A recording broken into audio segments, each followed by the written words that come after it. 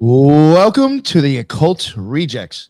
This episode, we got a very special guest and a great topic, something I can never stop talking about, and that's Rosicrucianism.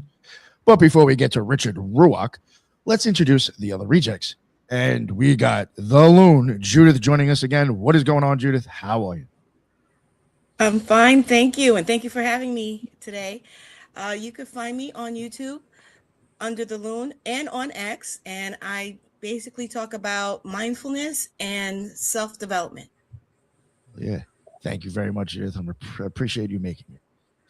And Jin, Frater, what is going on, Ninja? Frater. I guess you're not really Frater. You're really Cardinal Electric Yeah, Head, Mr. 93, boss.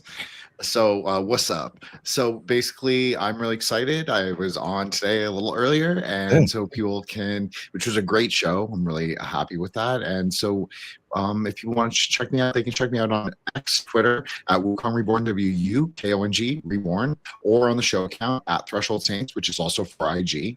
You can also follow me on Substack, thresholdsaints.substack.com. And you can also follow the Grey Lodge at thetruegraylodge.com, TRVE, graylodge.com. Our next space will be February 13th, Will as the Cause of Fire, an exposition on the Gnostic Seth. So everybody check that out. It'll be live, and subscribe, like to our YouTube channel, and that's pretty much it. And if you're interested in any of the other brothers, you can check out that link below, and they're all there as well. So thank you guys. I'm really excited, and I think we'll have a great night. Oh yeah, yes, I definitely think so too, sir. But thank you for making it, Jin. I know it's the second show. I appreciate that. And yeah, Ethan, what is going on, sir? How are you? Peace on earth, all is well here. I'm always excited to communicate about Rosicrucianism. So, Richard, this is going to be fun. Appreciate you. Easy to find online, Ethan Indigo Smith on all the social media, and frequently writing articles and occasionally writing books, little Tai Chi, little sacred geometry, the usual. So, appreciate you guys. Occasionally writing. This guy, he's so, yeah. Yeah, he's a prolific writer. Remember, you're a prolific writer. Gotta get that book. You got to put it out there. You got to put it out there, then it happens. But thank you very much for making it, Ethan. And finally, last but not least, we got Jules from Grey Pilled. What is going on, my man? I've missed you all week. How are you? What's up, man? It's been a long week. Guys. It's good to see you again, Judith, Ethan, as always. Jen, it's been a while. It's good to see you too, and Richard, it's good to meet you. Happy to be here, guys. I am Jules, host of the Grey Pill podcast, the Mississippi Mystic, the handsome Hierophant. This topic is actually something that we discuss quite often on my show. Rosicrucianism in itself, but all the concepts that come from it. And we read a lot of Manly P. Hall. So, yeah. But yeah. Hope everybody had a good week, and happy Freaks Day. Ready for the weekend. Tomorrow we're actually reading the adepts in the Western esoteric traditions. We're finishing up the physical book, but we still got, I think the PDF goes for hundreds and hundreds of pages. So. Yes, I will be there for that one. That and the Volsunga Saga tomorrow morning, guys. You can find me on Twitter at GreyPillPod and over on Rumble. Also, I have a merch store now, Shopify, which I just fixed it. I thought I had it, but I hadn't hooked it up all the way.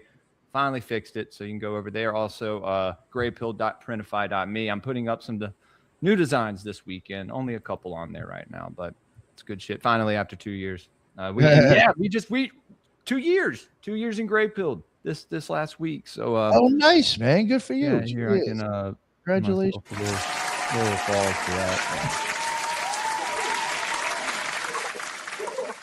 that. Excalibur is fun. Had a good night the other night. But good. Happy to be here. All right, awesome. Thank you very much, Jules. And finally, the guest himself, Richard Rauch. How are you, sir? Please let everybody know where they can find all your amazing work. Well, thank you for introducing me. My name is Richard Rauch. I enjoy memes, and you can find me on Facebook, Instagram. Follow me on Twitter. I'm almost at 1,000 followers. Follow me on Twitter. Follow me on Substack. Where else can you follow me? It's just up on YouTube. On YouTube, I post videos. I post silly videos, sometimes serious. But also, follow me was on YouTube every weekly I do a live stream and we have a little esoteric book club going on. This is my mission, is to increase the enthusiasm of the Western esoteric tradition within society. So we've finished Beelzebub's Tales to His Grandson by the mystic Gurdjieff, and we're currently going through Manly P. Hall's Secret Teaching of All Ages. So let's go. Let's go. Love The it. synchronicities, dude. Nick, we read, when was it, 2 weeks ago that we read Beelzebub's Tales to His Grandson? So, man, I haven't, that's what we do. I was just saying. When you were speaking, I was like, oh my God. Do the esoteric book review. Well, we call it Gods of the Morning Wood, because we do it it's every early Saturday morning. And nice. Nice. Yeah. Little play on words there. Little play on words. But Richard, I think if I remember correctly, you were suggested by Colin. That we just had on the show recently, and he was like, I really think this guy would fit your show. He's got a good sense of humor, and he's really good at what he does. So I was very much looking forward to it. He pumped me up. But I kind of accidentally fell into interviewing people on my channel as well. And we kind of became friends, me and because I started interviewing people, and I was like, you know what? There are all of these esoteric people on YouTube, and that's all you see YouTube sometimes, and it's almost like different islands. And then every now and then there's like, a place like this where everything connects and you're like, oh my God, I know that guy. And so I was like, I want to connect to these islands. So I connected with Colin. I think I shouted him out in a video and he responded in the comments. And I was like, can I interview you? And he was like, yeah, sure, bro. And we hung out. He's good. Yeah, we had him on. And I thought it was a great interview. I really like to get him on again. Actually, I'm going to go to, I think I'm going to go to the symposium thing that him and I speaking at. I'd like to meet them in person. I wish I could go to that. Yeah, it should be cool. But Richard, so when did you, or I guess like how did you get into this stuff? I asked that to all my guests. First question: what got you into the occult esoteric? So this is difficult because it's not like, I know some people have a moment or it's just like it just clicked, man, or it's like a superhero origin story, like my parents died and I had to lock in. For me, it's like none of that. It's just I was born with a burning fire for something. And it's always difficult to describe to people because it's like, I didn't know what it was. And so I couldn't go up to a person and be like, hey, do you know where to find this? Because I didn't know what this was. I didn't know what Hermeticism was. I couldn't even type that into Google because I didn't know what it was. I only knew that once, like I just knew, like if I saw it, I knew what it would be. And so I was like looking. I went to Kundalini yoga places, Reiki places. And then one day, I was in uni, I was like 19 years old, and I was hating life. And I was walking from like one lecture to another, and I was passing through a hall, and I saw this flyer on one of the boards, one of the chalkboards. And it said like Gnosticism, alchemy, Kabbalah, astral projection. And I was like, I know what those things are. I didn't really know what those things are, but I was like, this is interesting. And so I went. There was a guy teaching in the back of his house, and there were like two other guys. This guy walks in with Ugg boots and a cup of tea, and he's just like, okay, let's talk about alchemy. And I was like, blew my mind, unenrolled from uni, and just basically got a crappy trade job where I would like wake up at 6, go to work, come home at 2, and then I spent the next 10 years just studying literature and like meditating.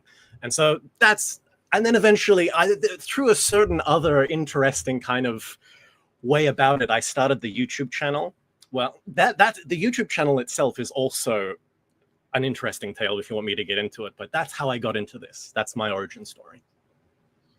Nice. You know what? Funny, the first question I got after that, you mentioned Uggs. Are those big there because they're made in Australia, right? I mean, is that like a normal shoe to see on everybody?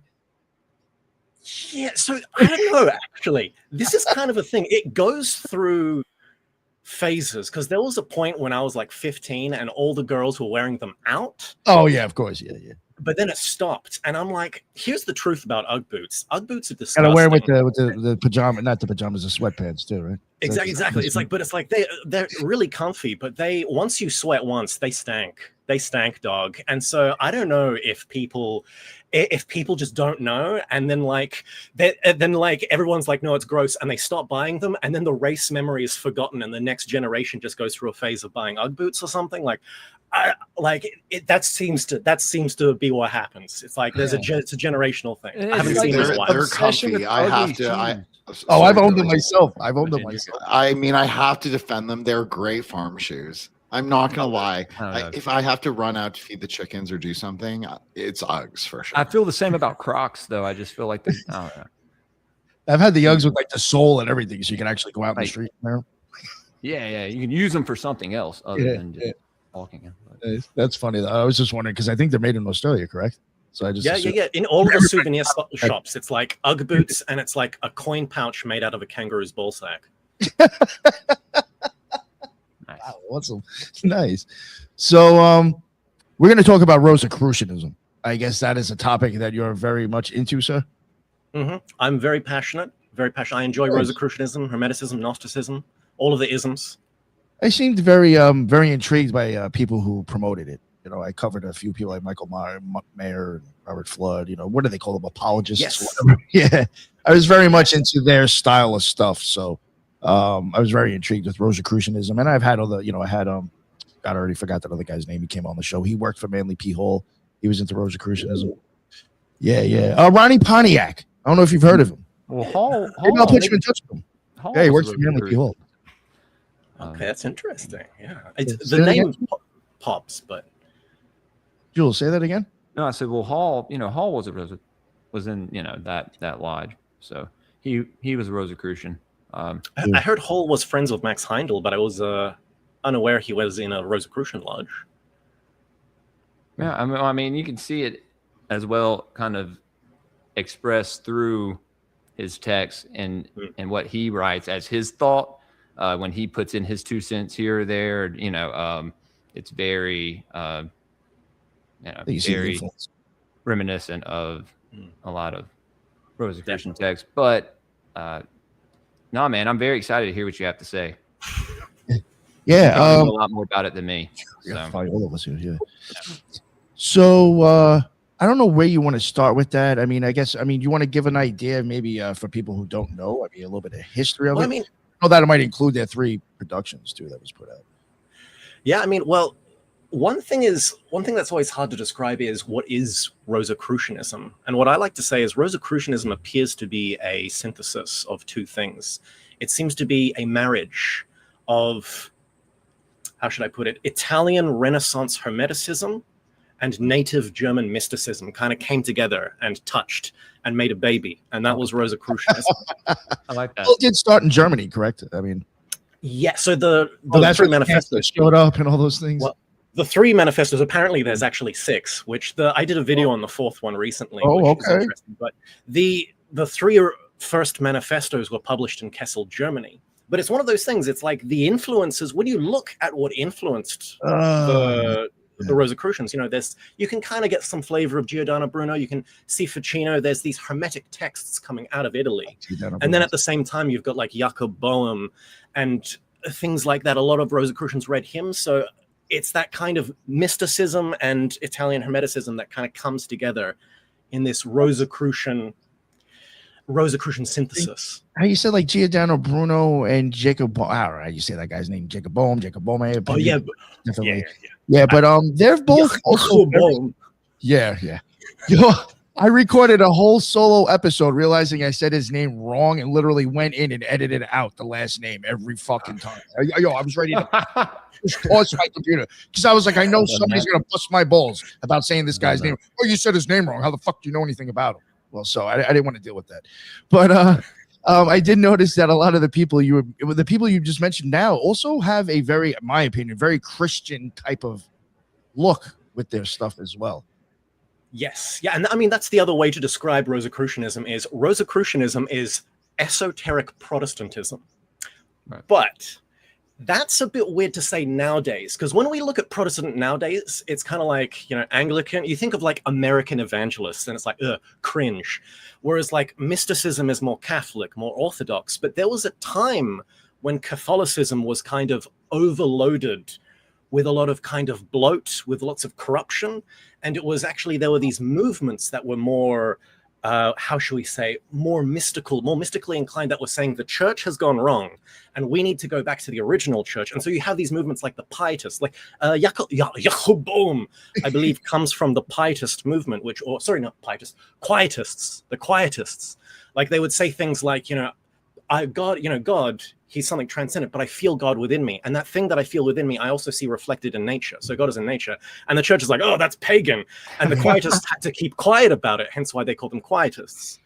And so it's like that German mysticism coming up is what you see kind of fused in. So you have this esoteric Protestantism, because when you read the manifestos, Fema Fraternitatis is kind of like, this is our deal. Frater CRC, he went to the East, he came back with Book M, he has a secret vault. When you read the Confessio, the Fema Confessio literally begins in like the first 2 paragraphs, they call the Pope the Antichrist. It's like, bam, getting straight into it. Pope, bad. That is. Now, do you think Rosicrucianism is kind of like a reaction to the church at the time? Yeah, it's definitely reactionary. The thing you can say about it is reactionary, and it's also a form of utopianism, because one of the things they want to do is not just regenerate the church. They want to regenerate the church, teach, magic, alchemy, Kabbalah, theurgy, but they also want to restore the laws to philosophy, which is interesting. So there's kind of this Plato Republic. That's got to be Platonism right there, then. Yeah, well, I mean, and this is just it. One of the guys, Johann Valentin André, who's usually seen as one of the writers of the manifestos, one of his books that he writes later in life is called Christianopolis, which is about a universal, like a utopia where Christians go and basically achieve enlightenment. And it's very, there's all these layers of utopianism all through kind of Rosicrucianism. It's like, we need to regenerate the world. It's, redeem the world as well. It's not just kind of be a wizard in the wizard's tower. It's like you also got to be a court wizard and do astrology and alchemy and regenerate and heal people. And, you have to do the work. Kind of thing. Yeah. You do the work. Exactly. The work, macrocosm and microcosm, but also inner and outer. You can't just be some simp in a cave. That's not Rosicrucianism. Some simp in a cave. Yeah. Well, it's like last night, I think I mentioned Tycho Brahe. That guy was doing the work. I mean, he was doing all that shit, making tinctures, healing people, taking care of people on his property. So I guess, I'm not saying it was Rosicrucian, but I'm just service to others. It's the way of the right-hand path, right? So yeah, I had always just assumed from the stuff that I don't know much about Rosicrucianism, very interested in it and interested in the people that have promoted it. I had always kind of looked at it just from covering other people, and I think it would probably be from like I don't know, maybe from like Pico della Mirandola and like up. I feel like around that time when like you started mixing the Kabbalah, Catholicism, and Christianity. And he started kind of getting like, a big, huge, I don't know. I feel like a lot of people started coming on to stuff. The esotericism started getting huge. And then all of a sudden, like the churches just started to start squashing it. And then I feel like Rosicrucianism popped up and they're like, what the fuck's going on? Like, so that's kind of how I looked at maybe they came to be. Yeah. There's definitely those kind of, when you suppress something, it, what is it? Pressure makes diamonds kind of thing. As you suppress something into the subconscious, it just kind of, as I like to say, it's like what we see in society is everything in the center, but everything that's rejected goes to the outside. And in the outside, it gestates. That's where all the vagabonds are, the bohemians. And then it's like everything there kind of gestates and forces its way back into the center. So there's these kind of things that become hidden. As they're hidden, they gestate, they cultivate, they grow. And these societies, Rosicrucianism, Freemasonry, and different certain attendant orders, it's almost, people say Freemasonry, but it's hard. Jesuit. Well, definitely. I mean, they started off all right, I guess. But, but then they started, yeah. And it's like these secret societies like Freemasonry, it's hard because there are so many attendant orders to them that aren't the really Masonic. They're just other things. It's like Freemasonry seemed to start off esoteric, but then as more members joined, it diluted. And so the esoteric members kind of invented orders to stuff more mysteries in. And that's how it kind of escalated. And I mean, that's all things. And some would have been good, some would have been bad. The earliest Rosicrucian order, the Golden Rosicrucians, the Order of the Golden Rosy Cross in, the 1700s, they were contemporaries with the Bavarian Illuminati. And there's like, Christopher McIntosh has found like pamphlets where like they fight each other. Like there's a pamphlet of the like Rosicrucian order being like, don't trust the Illuminati, they're bad, join us. And it's like there's this kind of enmity between them. That's funny, don't trust the Illuminati. Well, I think it was a very public thing in society to be a part of these these, especially back then, right? Oh yeah. You didn't have the internet and have people. It was definitely ubiquitous in society. I think, I'm in Australia. There's some like statistic. I'm not sure, source, trust me, bro. But there's some statistic where it's like before the 1960s, 1 in every 6 men in Australia were Freemasons. And it's like, you look back in the day in continental Europe, it's like everyone was a Freemason. It's like, which is why I don't get a lot of conspiracy theories where they kind of go, and this guy was a Freemason. Everyone was a Freemason. It's a marker that means nothing. It's like Karl Marx was a Freemason. He was a part of this specific lodge that did the Memphis Mizraim stuff. And it's like, oh, so the Bolshevik Revolution was a Masonic conspiracy. Yeah, well, like Tsar Nicholas was also a Freemason. So the White Russians were also Freemasons? What's going on? It's like, there's this, everyone was a Freemason, dog, like get over it kind of thing. I have this painful thing with conspiracy theorists. Well, I do get it to a point for sure. One thing I wanted to ask, and this is going back a little bit, it was just you happened to mention something. Back in Germany, I think the guy was called a Landgrave. If Kessel was the last name. Does that sound familiar? Kessel is the town where the pamphlets were published. Yeah, there was some guy that I can't remember his name. His name popped up a few times. Oh, Andre, Johannes Valentinus Andre. Oh, okay. Maybe, is that what you just mentioned? No, there was somebody. I can't remember. I don't think that's it. The guy was the Landgrave of the area. But his name just came up a couple of times when I was covering like Rosicrucianism type stuff, and I was like, this guy's got to be involved. His name keeps coming up with all these supposed like Rosicrucian people. Oh, I can't remember the name for the life of me. I had it before when you mentioned it, and now I forgot. So yeah, it's okay. I actually have a quick one, if you don't mind. Okay, so it's kind of a riff off what Jules actually said, which was the right-hand path. So for me, there is a contradiction. Richard, you didn't say right-hand path, so I'm not going to like charge you with deconstructing that whole argument. But for me, I'm a middle path person. So for me, I would reject a kind of utopian rebuilding of the world, because this also gets into something with like traditional Hebrew Kabbalah, like Tikkun and Tohu. But this can also be described in other ways, like Zimzum, and there's various terms. So, but basically, we're supposed to remake the tree in our own minds and our life in our own Malkuth. So that is a much more middle path approach. Like we remake ourselves, and through remaking ourselves, yes, that has purifying effects on the greater world. But we don't necessarily seek to build the paths for others. So I think that this is where I would differ from Rosicrucianism. So I don't know if that's a question, but maybe it is something substantive enough that either Jules or Richard can respond to.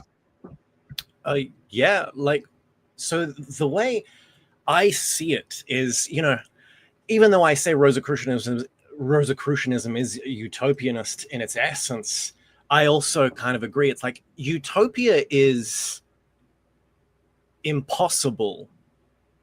Utopia is utopia isn't a system of government. Everyone's different. People are different. Okay, right. Not everyone's equal. And so the whole kind of thing is you have to develop yourself. And what the idea of a utopia really is a brotherhood or a fraternity of individuals who have individuated, they have reached a level of equality because they have reached a certain development within their own, as Gurdjieff would say, a level of being. There's a certain level of being that you reach. And there's a certain connection that you have with other people of a certain level, of a certain proclivity. And so it's not like we're going to start a utopia and it's going to have this economic model. Trust me, it'll work. It's never been tried before. It's like you can potentially have, any form of government is going to die because of corruption. The ones we have now that are only work despite corruption, not because of it, kind of thing. It's like there are certain. So the utopia is this structure which cannot exist with a quality of people that we have certain now, if I could say that. So it's we do this work. We work with the tree. We work with the rose in the cross. We incarnate the word. We develop ourselves, or higher being bodies, as Gurdjieff would say. And it's like there is this fraternity in that. And whether, ideally, to have this crystallize as a place in the world would be great. But there is also the idea that this country that is created is everywhere and invisible. And actually, it's at our deaths that we truly become a member in that country. So a part of how I kind of perceive this work is there's a type of immortalization where when you die, you don't go to sleep and just either, go to Sheol or get put into another body. You're building the egregore, dude. Yeah, there's something, there's something the that is genius perpetual. lesson. There's a ground that you build that your consciousness can then stand on and perpetuate itself post-death.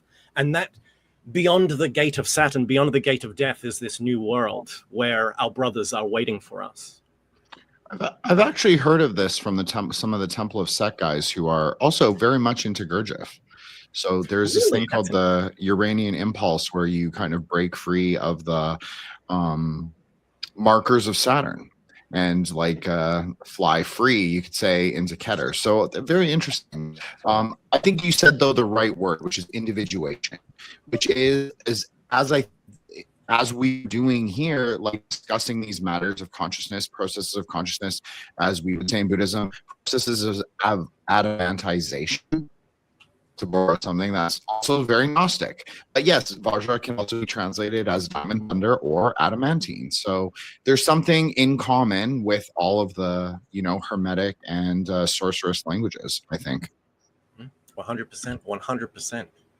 If I may, there is a book that was written about this ideal utopian world. I'm not sure if he was himself Rosicrucian, but it's interesting lead into the question I have. The book was The Adventures of Asplandian, obviously by a Spanish guy in 1510, published in 1510, a novel. And in this is where the word California comes from. And it was signification for this totally utopian place where all the different climates came together and all the people could do their thing in utopian society. So it's interesting that this kind of came to the New World, and there was this impetus to have this Rosicrucian West Coast thing going on. Even there is a lot of Rosicrucian history in Northern California, subtly or overtly, in the sense there's in Northern California there are the cities of Sacramento, Santa Cruz, and Santa Rosa, which make up this kind of Rosicrucian triangle, if you will. And also in San Jose, not too far from Santa Cruz particularly, there is the Rosicrucian Museum, where they've now actually, they have a huge collection of Egyptian relics and so forth, and the biggest collection on the West Coast, they say. In that sense, how do you think Rosicrucianism has transformed, as you described it as being like a German mysticism crossbreed with the Vienna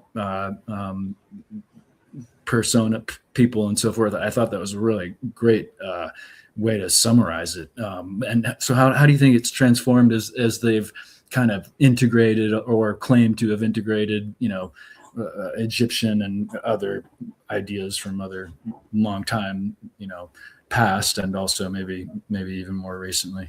Sorry if that's a super long question. Thank you, Richard. No.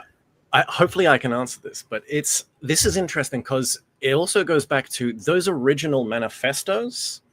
It's very likely that there was no order behind them, and that it was a kind of a writing group. And what Rosicrucianism is at its beginning is a meme.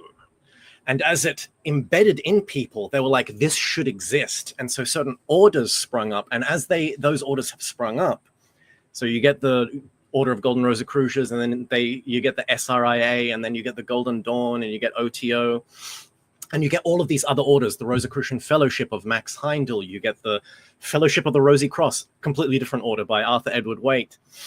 You get the FRC with, Swinburne Clymer.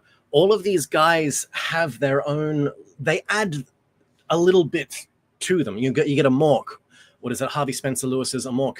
They all add their own kind of thing to it. There is something at the core of them all that you could say remains Rosicrucian, but fundamentally they do go off into different directions in their own sort of way.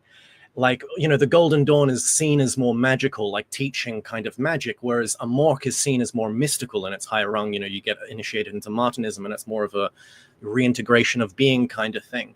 And it's almost like there are a lot of different things you need to do, and all the different orders have like specialized into kind of the specific ones. The Rosicrucian Fellowship is supposedly really good at teaching astrology and things like that. So they all kind of have morphed into their own kind of thing. And the Rosicrucian almost just becomes a family resemblance.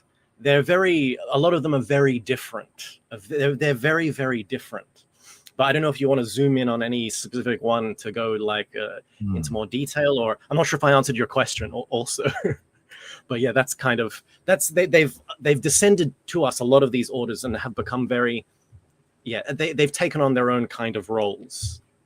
That makes sense. No, that totally answers the question. And yeah, that makes a lot of sense that they're a meme. And by that, I think actually Ronnie Podiak sent something like, they're not hierarchical, they were horizontal in their distribution of information. And I found that really striking, right? And that is really the power in such an amorphous group, if they are a group at all. It was no, you go. No, sorry, Richard. Well, I was just going to say to what I had said earlier, if Hall wasn't, if he wasn't a Rosicrucian, he was a Mason, right? So in these treaties that I have, he refers to Christ as his Lord, right? His Lord and Savior. And so I figured if you're going to go anywhere from Masonry into a higher level of some kind of mystery school or secret society, then he would take the Rosicrucian path. And that's just my assumption, and from me reading him, what I can gather.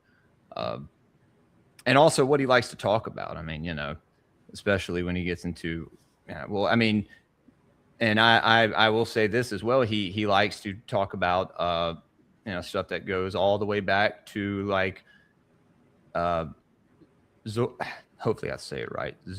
Zoroaster. Yep. Yeah. Zoroaster and like, and Jen probably knows, I'm sure, the Kabbalah. But I've read a lot of what he has to say, right? Everything but the actual book he or the one treatise that I have on the Kabbalah tree of life, but everything else is a lot of it's a lot of Rosicrucian thoughts. So maybe it's something you could look into further, maybe confirm that, or I don't know. Another way you could describe Rosicrucianism, I mentioned it's like, this marriage of German mysticism and Italic Hermeticism. It's also an esoteric Protestantism. Yeah. You can also describe it very simply as Hermetic Christianity. So some Christians, follow Thomas Aquinas, who was kind of Aristotelian. So that you have Aristotelian Christianity. Some people follow more St. Augustine, who was Platonic. So you have Platonic Christianity. Whereas the Rosicrucians, they are Hermetic Christians. You can kind of describe it like that as well. That too, this is what I thought I've come across recently. I could be wrong. But even with Aquinas, I think there still was a few things that was like kind of by Plato that he did accept.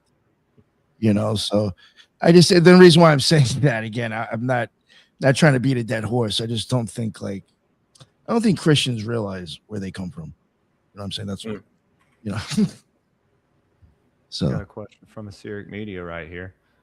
Mr. Rauch, what do you think about the analyzing axiality show from Pagan Revivalism and Imperium Press. Yeah. They're good. They're good. The axiality show. So the pagan revivalists enjoy the axial age. And the axiality show is just that's the name they have for their own little podcast. It's right. I enjoy a lot of pagan stuff because at heart, I like to say deep down inside, I study Kabbalah, I study Rosicrucianism, I study, Gurdjieff, but my spine is Gnostic. And how I describe Gnosticism, I really hate it. It's like, oh, you're a Gnostic, so demiurgs and dualism, huh? And I'm like, no. Gnosticism, what makes a Gnostic is in the word Gnostic, knower. A Christian is Christians because they believe in pistis, or the soteriological key to salvation. Soteriology being salvation, the soteriology being the study of salvation. Sorry, the soteriological key is faith in Christ, whereas for the Gnostics, it's knowledge. It's knowledge is the key to salvation. Knowing Christ or God, attaining enlightenment is the key to salvation. And so by knowing something, experiencing something, not just like, oh, we can't experience it, have faith, that's not enough for me. And so that idea of not a Gnostic being someone who knows, and you go out and you try to know, you try to experience. And I see this in Rosicrucianism. They call, they accept the Gospels, but they say you need to study the fifth Gospel, which is the book of nature. You need to study nature. And it's like, I see this in paganism. In paganism, they're trying to reclaim divinity and nature. So I have a lot of, even though modern paganism has a lot of factions and a lot of discomfort within their kind of, or like places, I have a lot of admiration for them. I'd have to agree with you. Yeah. One thing I did want to ask, kind of want to start going towards maybe the manifestos. But before then, with the Rosicrucians, were they like, well, I guess first, before I get into that, because of other people, again, like Michael Meyer and Robert Flood and other people that have come across, do you think that, and I think this is a big difference with people. Oh, thank you, Frater Rossi. Thank you. Yeah, I just saw that as well. Say, yeah. Every time I get a good guest on this, thank you. Thank you. I appreciate it. $2 from Frater RC. What are your thoughts on Amorc trademarking the name and suing older Rosicrucian orders into oblivion? Yeah, take that one, and then I'll ask you my question. Take that one first. You're lucky to pull yours up for free, dude. This I always find funny, and I'm always like, this is the biggest smear on Amorc. Because the thing about Amorc is they're also the biggest Rosicrucian school, and you always know when someone is a member of Amorc because they don't teach their students about other Rosicrucian schools. They're like, we're the real ones. So when you meet someone from Amorc and you go, oh, hey, what are you? And they say, oh, I'm a Rosicrucian. And then you ask, what order? They go, huh? And it's like, oh, you're Amorc. Yeah. It's like, dog. And the thing about the early Amorc is they fell into this kind of American... See, America has this weird factionalism. They was like, Max Heindel went there. The FRC was there. There was like a fourth one. And then like, what is it? Amorc go there. And Amorc has this weird history where, can I just go off on a massive tangent here? I like met an Austrian guy randomly. And I was like, oh, you're Rose. And we're talking about Esotericism, Rosicrucianism. And he was like, yeah, I'm Amorc. And I was like, oh, okay. How's it on the continent? And he told me this crazy story. That like there was these continental Rosicrucians that were like hardcore, where there were people who had cities, they had faculties, like one guy could like make himself invisible and all of this kind of stuff. Amorc was originally kindergarten school for Americans. It was to get Americans into Rosicrucianism. But then World War II happened and, people get flung, buildings get burnt, libraries get burnt, people get flung into, jail cells. After World War II ended, Amorc in America started opening Rosicrucian lodges in the continent, and all of the old Rosicrucians who survived were like, hey, who are these guys? And in Austria, they mass joined like Amorc lodges, raised through the ranks and kind of took over. And so Amorc on the continent is slightly different. They're actually I don't know about now, but there was actually a time where you had all of these people talking about old stories of everyone meditating in the temple, and then one guy would open his eyes and he saw like the master at the front had turned like the top half of his body invisible by using the cloud system or something like that. And I'm like, what? You hear all these like weird stories. But Amok in America, when they came to America, they were like, we're the only Rosicrucians, and they sued other Rosicrucians, specifically the FRC, because they were like, we're the real ones. Swinburne Clymer, who was running the FRC at the time, he was just like, hey, yo, and he wrote a lot. Swinburne Clymer, for those who don't know, can I just once again? I'm sorry, I'm rambling. I'm an Aquarius, okay? Swinburne Clymer, if you ever read Swinburne Clymer, this guy is the epitome of source I made it up. You'll like open a book and he'll be like, Abraham Lincoln was a Rosicrucian and he knew Eliphas Levi. And it's like, shut up, Swinburne. But here's the thing. In all regards, Swinburne Clymer, when you read his books, even though it's mythology, clearly, it gets you hyped. He's like this secret lineage and then this guy, and it's like, and then Abraham Lincoln, and it gets you hyped. And actually, it's good. It's actually good. I actually forgive Swinburne Clymer for like telling tall tales. But because he did it good, right? You're like, yeah, fuck. Reading his works, even though it's like completely outrageous, it's hype. It's actually Rosicrucian. He's a Rosicrucian hype man, and because he had because he had that personality, he was just like, who are these guys? And he wrote all of this polemic stuff against Amok, and then Amok was like, oh, excuse me, and then they sued the FRC and took them to court. And the whole end of that story is Swinburne was actually able to prove that his order predated Amok in America. And so it got like thrown out of court, and it was this whole kind of malarkey, but they've never quite come to terms with it. And one of the things is as well, Amok kept going and is like super big, and the FRC is almost unknown. It's like got some little lodges still active in Pennsylvania, and that's all I know about it still. They still like publish Swinburne stuff, but it's like, what? So they're this minor order now in modern times, and Amok is still everywhere, which I find very ironic. But Amok is renowned for doing that. Like, you know how I said, there was actually 6 Rosicrucian manifestos? For whatever reason, the first 3, the Fama Fraternitatis, the Fama Confessio, and the Alchemical Wedding, were the only ones translated out of Latin a lot. And so you see like Rosicrucian trilogies of just these 3 manifestos, but you never get like the other ones out of Latin. And Amok, when they came around, they were so disconnected from their own current. They were just like, we have written the 4th manifesto, and there's actually a 4th manifesto that Amok wrote, because they just didn't even know their own sources. So they've made up like their own 4th manifesto when one already exists. Like, anyway, so I'm not trying to be an Amok hater, but it's like, they think they're so good, and all the other Rosicrucian lodges look at them and just like, dog, bruh. Anyway, so that was a huge rant there. But, no, that's good. Yeah. I've got a quick one, if it's okay, Nick. Yeah, I just want to respond to the axialist question, because Karl Jaspers, who is considered widely to be the father of the axialist sort of theory on religion, he actually said that Buddhism was the true axial age religion. So I know I've made pagans cry many times in the past and maybe sometime in the future, but I have cooled off a lot about my pagan hatred. But I just want to say that the true axial age religion is Dharma. Thank you.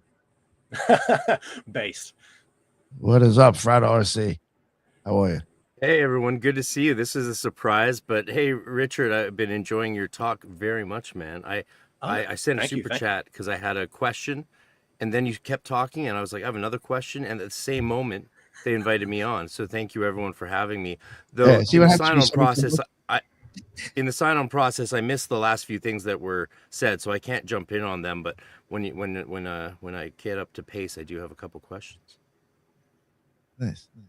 Oh, thank you for jumping on, man. I'm sure you could definitely add to this topic as well. Well, they pertain to what you were saying, but then I had to do the quick little setup here, right? And I couldn't even get the green screen up, so that you get my Llewellyn calendar, which is ridiculous. What is Llewellyn doing? This is Aquarius January. That's Llewellyn art. What is that? That's like 80s cocaine art. But I love to support Llewellyn. Is that 1970 Saint Germain? What is that? And that's the best picture on it. that white-haired white guy that says Aquarius and spray paint behind him. It's like Bruh. ketamine and coke, yes, please. It's I miss the mythicism and the fairies and the poetry and the, there's all these groovy new age artists, and I don't know what Llewellyn has done with their calendar this year. Guys, come on. Oh man. Frater, before I ask him more questions, was there anything you did want to add to something that was talked about? Yeah, well, my controversial super tweet there was whatever. What do you think? This is my I prefer my other question, but this has to be asked. What do you think on Amorc copywriting, trademarking the name Rosicrucian Order and then suing older Rosicrucian orders into oblivion? Yeah, we just talked about it. Oh yeah. No, I did that. I must have been setting up the mic. Oh no, yeah, I did this huge rant. I did a huge rant on that. God bless you. Yeah, he definitely put a battery in his back. Then let's talk about Christianity, because that's less controversial. Somehow. Here we go. Do you see the Rosicrucians as a Christian group? How shall we define Christ? Well, we're defining Christian, not Christ. So okay. As a Christian order, no, not at all. Yeah, because in the family, it has people of different religions, right? That's the problem. It's hard to say it's a Christian thing. Yeah, it's completely you're blasphemous. The fama. Completely heretical. Yeah, but I mean, they still have flavors of incarnating the word. Like, are we going to say Rudolf Steiner is a Christian, where he demotes the Christ to like a kind of a logoic thing that you can incarnate? Like, if Rudolf Steiner anyone can be a Christian, man. If Rudolf Steiner is a Christian, then Rosicrucians are still Christian. Yeah, but the point is, there's non-Christians in the fama listed as brethren of CRC. Therefore, yes. at worst, it's an interfaith community. Yes, that's well, I mean, that's interesting. We could go into a kind of a logos spermaticos and be like, the logos dropped seeds into all of the traditions in the world. So all traditions have something of the truth in them, of the logos in them. And so as Rosicrucians, we should respect all traditions and allow them in and treat them as brothers, kind of thing. But I don't know if that's a cop-out. You had me at sperm. Amen. No, sorry, logos spermaticos is the term of the... Oh, no, I know. I'm just having fun. It's Friday evening. So, basically, the logos just money shot all over the world, and now we're in the remnants of that, and because of that, we all share in the sperm, and it's all about sex, man. It's all about Is that sex. What that smell it's all is? about dicks and Brought demons. to you by Amorc. This rant was sponsored by Amorc. Yeah, I was initiated into Amorc when I was like 11, 12, and then went down there when I was 14 and got adult membership at 15. And then realized that it was just still a bit watered down, to say the least. Yep. But hey, I love their whole San Jose setup. Have you been there? No. I'm trapped in Australia. Impressive. Oh, well, sorry. I'm trapped in Canada. It's not much better. Oh God, dude, I'm sorry. That was funny. Y'all's truck but at least we're all not in England. Yeah. Well, I'm getting close. It's getting close there, but who knows? Yeah, we're on our way. If I keep talking about sperm, we'll see. Well, those were my two questions about. Yeah, exactly. Dear Lord, you guys are mad people. I love it. Those were my two questions. I'm sure I'll have more, but I'd love to hear you talk more, because this is my subject. Yeah. So sperm is the Christ, and Christ is the mediator between man and God. So basically, through the transmutation of our sperm, alchemically, of course. Let's go. Dude. We achieve the rose and the cross. You know what I'm saying? That's what I do. I do. End the stream. As a celibate clergyman, I know what you're saying.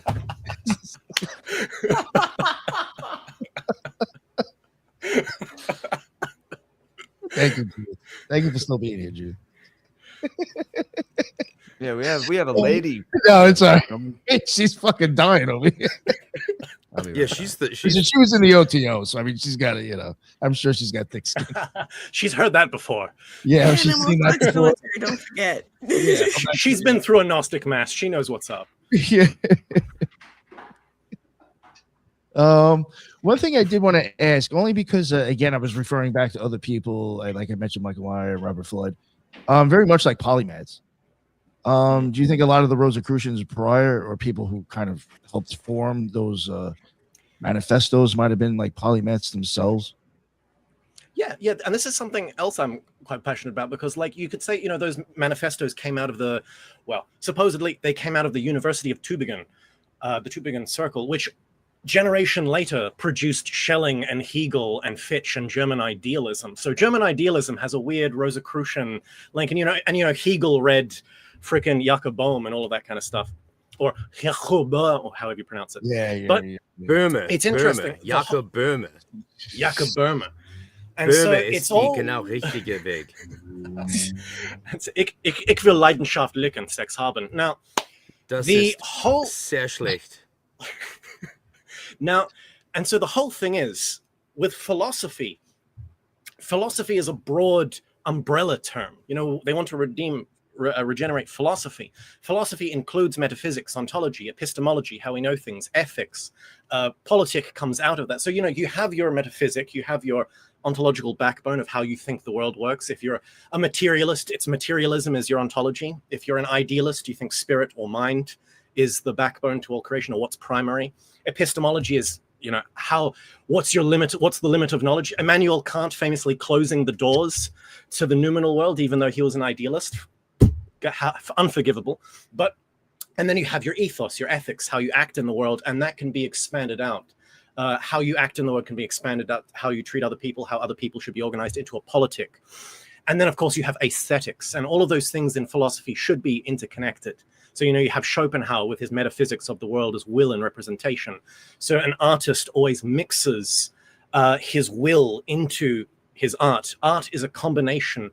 It is a representation of the artist's will, which is why Schopenhauer says music is the highest form of art, because there is no representation for music. It's just pure will, just flowing there in flux.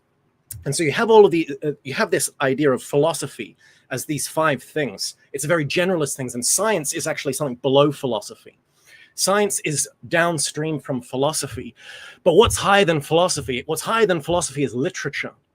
Great literature, like Dostoevsky, isn't necessarily a philosopher, but philosophers read him and rave about him.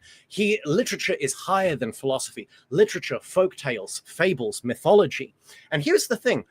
What do we call that? We call that logos. We call that prose. And when Heraclitus talks about prose, talks about logos, he says there's 2 forms of logos. There's prose, which is walking logos, and then there's dancing logos, or poetry. So what's better, to walk or to dance? Poetry is higher than literature. And poetry itself used to be sung. What's before the philosophers, before Plato, we have Pythagoras. Before Pythagoras, who does he look to? Orpheus. What was Orpheus? The lyre player, musician, a poet. Poems, hymns, music. Music is the highest form. And then we have Schopenhauer saying that about music. Music is just pure will. We have Michael Meyer introducing, music into his alchemy system. We have Gurdjieff introducing music once again into his cosmology. It's like, to be a polymath is to actually, to read the book of nature, as the Rosicrucians say. That's a part of it. This is a part of it. It's not a lock yourself into a cave and just focus on the microcosm. Engaging with the macro. People who say, oh, all you need is within you. Wrong. New Age slop. Engage with the world. That's my thesis. Case closed. I want to ask you something real quick about the poetry, just real quick. I don't want to go on too much, but some of that I even remember going back and noticing. I don't know, it might have even been with, I don't know if it was Myers or Float or somebody, but started coming across hexameter and realizing a lot of, like, even the oracles of Delphi. Unless it was spoken in hexameter or pentameter, one of those 2, they weren't considering it correct. So I wanted his poetry even a way of kind of putting out stuff in that style. Yes, because the whole thing with poetry is it manipulates words as tools, not as words as meaning. So an example I'll use of this is, imagine you're a university student and I'm your professor, and you come to me and you give me an essay, and I read it and I look at you and I say, the punctuation's good. What have I done? I've congratulated you. Literally, I've congratulated you. But what I've used words. What it means is good job. But what I've actually said is something so offensive that if I actually said, oh, it's a crap essay, that wouldn't have hurt you as much as if I said, oh, the punctuation's good. Poetry can do this, where science, the goddess of science, can take us to the house of truth, but only the goddess of poetry can take us and dance throughout the halls of truth. It's like poetry bends words and actually uses them as signs and points beyond them. I like that.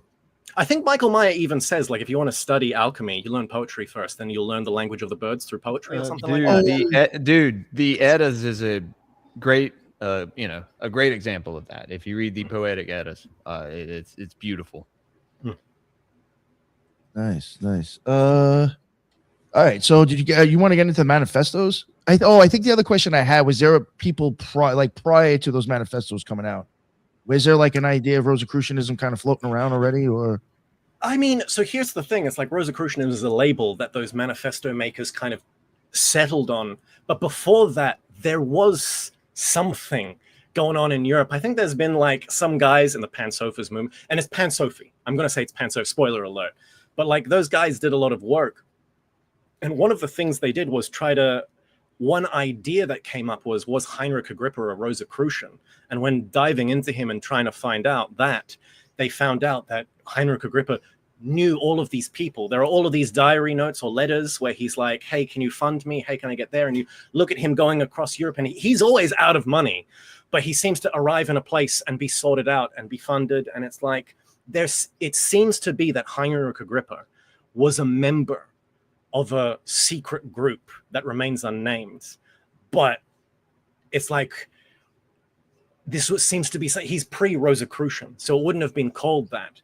So there seems to be some group that was Pan-Sophic in the West that may have used the rose and cross as a symbol, as well as, hey, let's not discard masonry, the compass and the circle as a sign as well for it. But there does seem to be something there. We just can't really label it. Thank you. Frater, was there anything that you wanted to contribute, ask, or John D. Dame Francis Yates, the Rosicrucian Enlightenment.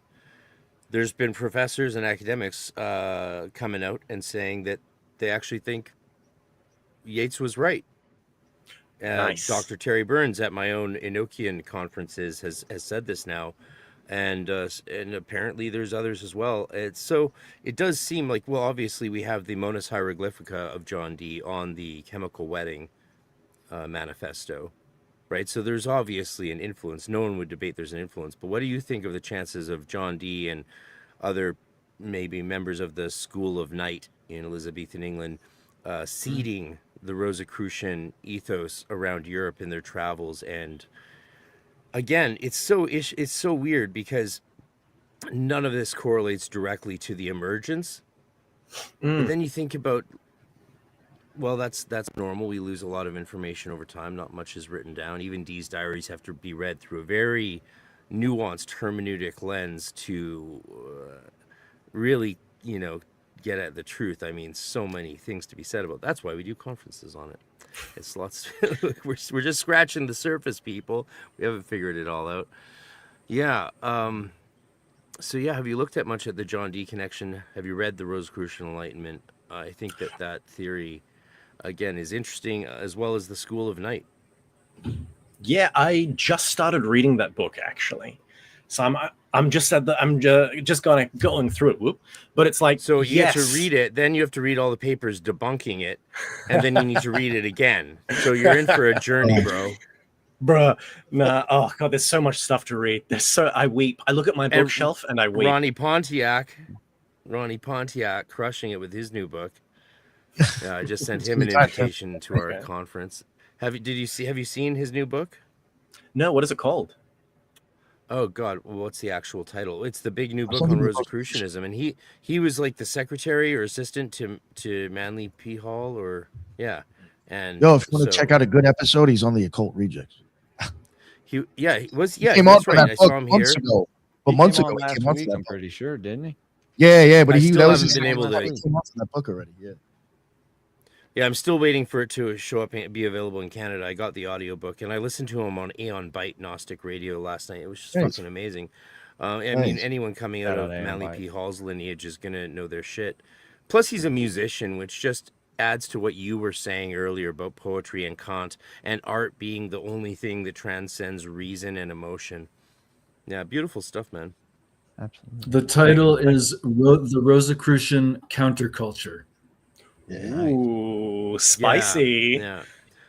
Yeah. It So was pretty impressive stuff he covered on the I have shows. I have a few. Who's I think Shane a Smith? few questions. I or don't a know. couple I questions. don't know. From that account, I don't think that's probably not a bad thing. Oh, I did mention earlier today because I Not even had knowing an makes me feel old. No, I had an issue with the earlier show today with like just somebody just talking dumb shit. And I did mention even the people that I had the other night when they were busting your balls, those aren't even normal people in my chat. They're coming from somewhere else. I got So- some messages from people telling me where they probably came from. It's no surprise. Yeah, no, but Yeah, it has I think it was somebody else trolling me for other reasons. I think or trolling you. So yeah. Sorry about that. Par But for the course. yeah, fuck them. All right. So do you want to get into? Would you mind? Is that putting you? Well, maybe between both of you, so I don't have to worry about it. I would like to try to maybe touch on the manifestos a little bit. I was going to ask him a couple questions, but we can wait towards the no, end. no, I was no, kind of no. waiting more towards the end because I work 10 hours and then I have an hour in between that and home, and so I need a minute to kind of get my head on right. So Okay. not to talk too much through the beginning of the show, but I can't help myself sometimes. Okay, so have you seen the insignia for the Lutheran Church? Like the whole, does that come from the Rosicrucians? Like, was Martin Luther, was he a Rosicrucian? Because it would make sense. And I don't think people put it together because that's kind of the stuff that's like, it's in our face, but no one really realizes it because no one's doing the research on Rosicrucians and being like, well, was this guy? Or they trust him completely. I've had the exact same thought, and I don't know. Okay. Also, Very close. Georgia Guidestones. What's your Yeah. when it says RC Christian, that being at the very bottom of the whole thing with the get the population down to 500,000 and like the 10 Commandment kind of thing. And then it had all of the cosmological little scopes you could look through the holes in the rocks and stuff. That was pretty cool. Actually, that's another one. I don't know. And Like they blew it up. that, I learned about that ages ago, and then I vaguely looked into it, and what I looked into said some guy in a morgue put them up, and then I Okay, never that was- looked into it again. Those are Mort guys, man. And then I never looked into it again, and then they got blown up and destroyed. And so I haven't thought about them in years. So when you brought that up, I was like, oh.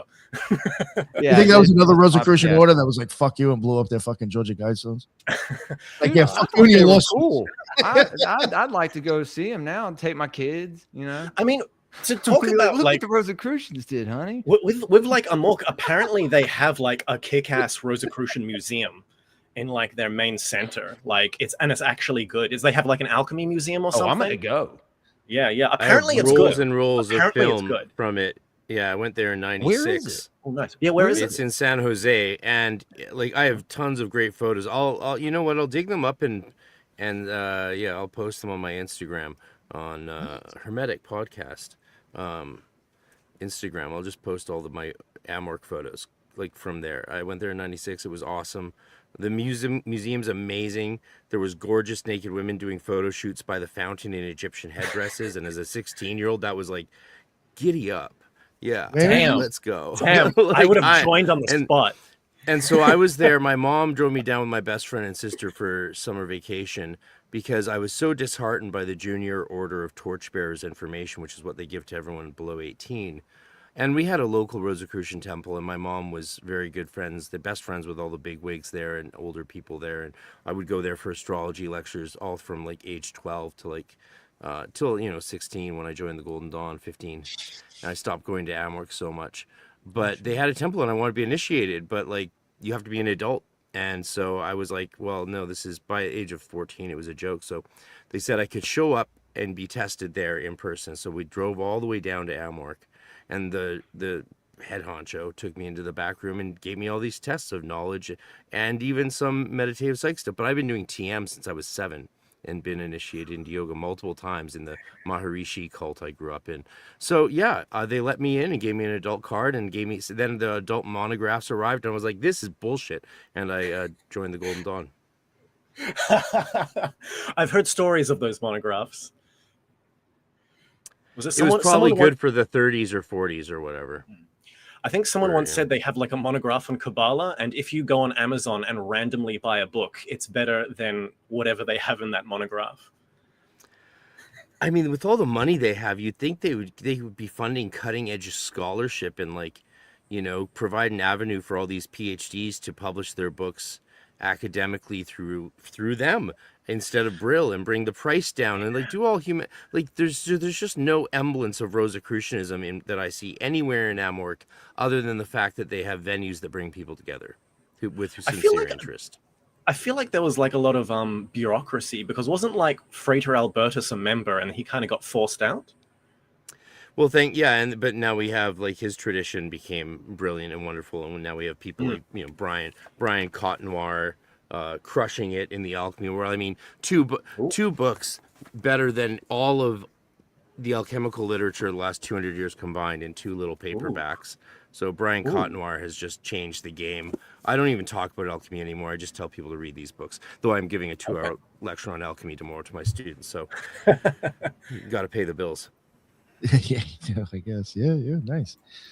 It reminds me, Rosicrucianism is very much like this Socratic school versus the sophistry of the old when it started, and same continues now with the Amorc. They're more sophist and the rest are more Socratic. There's this, you know, kind of element there. I wonder what you guys think about that.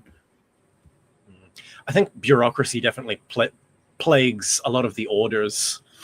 And so a lot of them just kind of,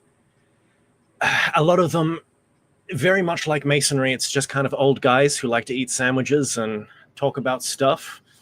But it seems the whole hope is the younger generation. We're in a hermetic renaissance right now. And so there's this younger generation flowing in and a lot of new things are happening. So hopefully when the old heads die, we'll take control. We'll bring it back. See, I'm not trying to sound like a dick, and I know it sounds like a creepy thing, but I have kind of tried to make that point on this show. You know, a lot of the people kind of, I don't know, the old heads aren't going to be here that long. You know, there's a chance to kind of direct this in a different way by the people that are, you know, starting to, you know, help now. I don't know. You know what I'm getting at. It's just that, you know, aeons are going to change. You can look at it that way, you know. Dinosaurs go extinct, dude. Basis of orders that are no longer going to be here. Who's going to be your mouthpiece out in the public trying to say things with? Think about that. That shit's going to change in the next 20 years for a lot of groups. Aeon of the daughter. Let's fucking go. Fucking go. Yeah. Well, we've already lost Jake Stratton Kent, you know, and then we have all these other elders like Tony Fuller, Stephen Skinner, Joseph Peterson, right? It's hard to imagine the world, like the Golden Dawn world, is going to be traumatized by the loss of Dr. Fuller. I mean, most of you probably I don't think you've ever heard of him. Most people haven't heard of him, but if you're in the GD land, it's all like, oh, what happened to the GD tradition? It's broken. It's like, no, you just haven't heard of this guy. And you can find him now because his dissertation was published, and it's called Anglo-Catholic Clergy in the Golden Dawn. And it's published by a buddy of mine in Scotland who I was in the GD with 25 years ago. And he got Tony to agree to publish it. And it's available in beautiful edition that costs like $1,000 and a standard hardcover for $100. You got to drop these books in the chat, man. I want to buy them. Well, just talk to me, man. I'm on Instagram. Yeah. I'll definitely send you a message. I'm everywhere. God. So, you know, yeah, with the elders going, I think it's really interesting you guys brought that up, because it's terrifying to me, the idea of me being one of the oldest, right? Like, I don't want to be that. That's so lonely. Like, there's no one left to talk to who's got 5, 10, 20 years experience on me. Are you kidding me? We're fucked. So yeah, let's give reverence to our elders and try and get them to do as much as we can. That's why I'm doing all these conferences and workshops and retreats and like putting my own money into it, because let's get these people together. Let's or if they don't have time, let's just support their work as best we can, like Stephen Skinner does and Lon Milo. They don't have time to come in person to an event or the health. So like I'm doing what I can, support the people you believe in. Yeah, I mean, see, like exactly. I mean, I've said it before. Lon Milo's getting old. We already lost Wasserman. There's other people that from the OTO, like Frater Oz, he's obsolete. I mean, at least I think he is. I don't know. There's just a lot of people that aren't, so we got Mavis Kaczynski, his girlfriend, one or two, Marco Visconti. Like, I mean, come on, what do you really got as a face for the league? You know what I'm saying? Like, I don't know. I'm keeping it real, man. I'm not knocking Mavis or Richard, but some of the other ones out there really ain't got much to offer anybody going forward. And I'm just keeping it real. It may sound like an asshole, but whatever. Back to Rosicrucianism. The manifestos.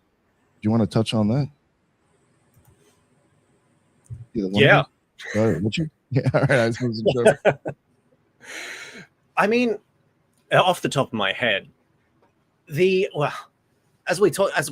thing I can mention that I didn't mention before is the main one. I think the main one to read would definitely be the Alchemical Wedding. It's hard because the Fraternitatis is where you get a lot of meat of like him going on a specific journey, and he goes to these specific places and he does a circuit and arrives back in Germany. And that's also where you get the whole Paracelsus connection, because in the vault of CRC, it says that they've kept the books of Paracelsus. And I think he says other books as well, but specifically the works of Paracelsus. And he says, if ever all of the members of the Rosicrucian order were to die, if someone was to find this vault and read these works, you could rejuvenate the entire order. So there's Paracelsus is kind of given a pass, like Paracelsus important. And so alchemy-wise, it seems to be this Paracelsus, which is interesting because Frater Albertus kind of rejuvenates the big regenerator of the Paracelsian movement in modern times. And so that's an important one. But the one that I find really interesting, because as I mentioned before, talking about poetry, talking about myth and literature, the Alchemical Wedding of Christian Rosencrantz is very interesting, because that is in a sense mythic, and it uses symbols, and so there's something that can connect to our consciousness there. And so it's this old wizened mystic who is awoke in his dreams, I believe, like there's this feminine figure, a Sophia, if you will, a feminine. It's not he's initiated or he's sent on his quest by this female figure. It's very interesting. And then as he moves on, he goes on this journey, and he goes through certain trials. There's even a bit where the paths diverge, and it's almost like there are these different elements that he has to kind of choose, and you don't actually quite know which element he takes, because as he's pondering his path, he's like looking upwards as he's walking, and he forgets, like he doesn't know which way he goes. But he eventually reaches this castle, and there's these beautiful symbols of, like, when he gets there, there are all of these other people there to attend the wedding. And the first test that they go through at the wedding, even before the wedding, is they have to stand on these scales. And I need to describe this properly. If you stand on the scale and you sink, so this is you. If you sink, then you're allowed in. So you need to be heavy. And everyone, and like the people who go onto the scale, there's like all these people kind of going into the scales, and the scales tilt and like throw them off. They're too light. So it's like, it's this, and there's this very interesting symbol. Like one guy comes up with a bunch of books because he thinks that will weigh him down. And when he hops on the scales and they like release the latch, he's like almost catapulted off. So it's like, it's this thing of like learning, all of this book learning can only get you so far, but are you kind of worthy? And then and there's this interesting thing, because when the invitees arrive, there's this mass of them, and they're kind of too afraid to go on. And there's one guy who's kind of courageous enough to say, like, I want to go, I'll go on first. And he just loses. He doesn't quite tip the scales, but it's like he's on the edge. And it's very interesting. Christian Rosenkreutz, he's the last one to go on. And when he goes on, he's so heavy that they even get like 3 guys on the other side, and it's still too heavy. Like, he's still too heavy. Like, so he's so heavy that the actual like arbitrator goes, "You're so heavy, you can choose to bring someone else with you." And there's he and Christian Rosenkreutz turns around. That guy who went first, the courageous guy, he was like, you didn't quite make it, but I want to bring you in with me." And so there's this thing of like in the Rosicrucian path, there's this brotherhood, there's this grace working together. Even if you're not quite enough, someone else's efforts can fill in what's missing. We kind of work together, we get through, and then it kind of goes through and becomes psychedelic, and there are automatons everywhere, and then like there's the king and the queen, and they get cut up, and he gets taken through, and you see Venus in a bedroom. It's interesting that you see Venus. There's what is it? The symbol of Venus is like nature. And then all of these boats go to this tower in the middle of a lake, and the tower has like these different stages of alchemy as they go up, but there's a hidden floor right at the top which no one knows about, and Rosenkreutz is allowed into that tower, and he sees the false mysteries below, and then him and a few select others are allowed to place the limbs back together of the kind of cut up royalty so that they can be regenerated into this alchemical machine almost. It's almost sci-fi. There's lots of different translations of the alchemical wedding, but there's one by a guy called John Crowley, and he does a really good translation. And he not only does that, but that book also has illustrations. And who he got to illustrate it, there's someone who's like, the illustrator is related to Robert Flood. So it's like Robert Flood was their great grand uncle, and he got them to like illustrate that. So the John Crowley version of the alchemical wedding is actually really good. But he points out in one of his footnotes that there's this almost sci-fi element to the Rosicrucians. There's this automaton kind, automatons kind of robots around, and like astronomical devices. That's a part of the Rosicrucian aesthetic, which you see in, there's a bit in like Manly P. Hall, now that I'm thinking about it. In the Secret Teachings of All Ages, there's one chapter, so I'm going off a tangent here. There's one chapter where where Manly P. Hall is talking about fire that burns forever. And he talks about how in tombs, archaeologists would open up the tombs, and there'd be the eternal flame. The eternal flame. There'd be a glass thing with like a candle that's been burning in it for hundreds and hundreds of years. And he gives one story where in England, there's a tomb that was opened up, and some guys went in, and there was an ever-burning kind of fire up there. But when they stepped on like a panel on the floor, it activated an automaton sitting on a throne that stood up and broke the glass vessel. And because it was an automaton, they were like, this guy's a Rosicrucian. And I'm like, that's an interesting thing to say. It's the fact that there was a working automaton in there that like made it Rosicrucian to those guys. So there's an aesthetic. Magnus have one in the 1100s supposedly. Oh, sorry, what was that? Didn't even Thomas Aquinas in the 1100s have one? Yeah, well, no. Thomas Aquinas broke Albertus Magnus's, I think. Yes, that is the Catholic story. Yeah, that's in the hagiography, the Saint hagiography. Yeah. And I mean, to talk about that, there's like it's once again, there's this Christian connection always coming back. To talk about the Fourth Rosicrucian Manifesto, just reminding me, at the end of the Fourth Rosicrucian Manifesto, they basically say, if you read all of the works of Thomas à Kempis, you're half a Rosicrucian, which is interesting.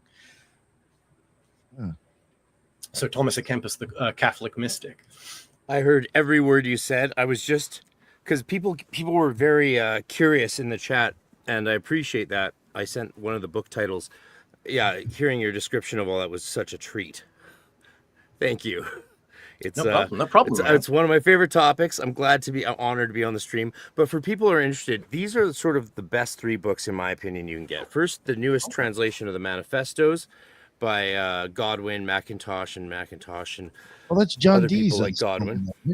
Yeah, well, so that's, where does Rosicrucianism come from? I don't know. Maybe the Hermetic Christianity of John Dee, Reuchlin, Agrippa, all those cats. Reuchlin, another good one. And then there is, again, he was a professor in the school where I was a doctoral student under Nicholas Goodrick Clark, but I never got to meet him, Christopher McIntosh. His book, The Rosicrucians, is your best survey. These, you'll notice, they're all thin books. But as Dr. Sledge pointed out today on his Esoterica channel, the best texts historically are not necessarily huge and large. So size is word count, view count, page number is not always the test. And then I actually just got this. This is a different translation of The Chemical Wedding. Chemical Wedding of Christian Rosenkreuz, translated by Jocelyn Godwin with an introduction by the one and only Adam McLean, who's just donated his entire alchemical library to Boleskine Manor, revamped. Really? And ready for the world to come. The occult revolution is just kicking off, motherfuckers, and it's on YouTube, so it's highly televised. But this is Jocelyn Godwin, Adam McLean's commentary and translation. I've never read it. I just got it because for some reason I just didn't, and so I'm excited to dive in.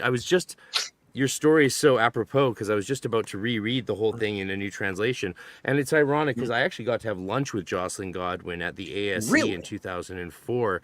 2004, I was at the first annual general meeting of the Society of the Study of Esotericism, which is the American Academic Society. And that's where I went to be interviewed for my PhD program in esotericism with Nicholas Goodrick Clark. And he was moving from Wales, Lampeter to Exeter at the time. This is 2004.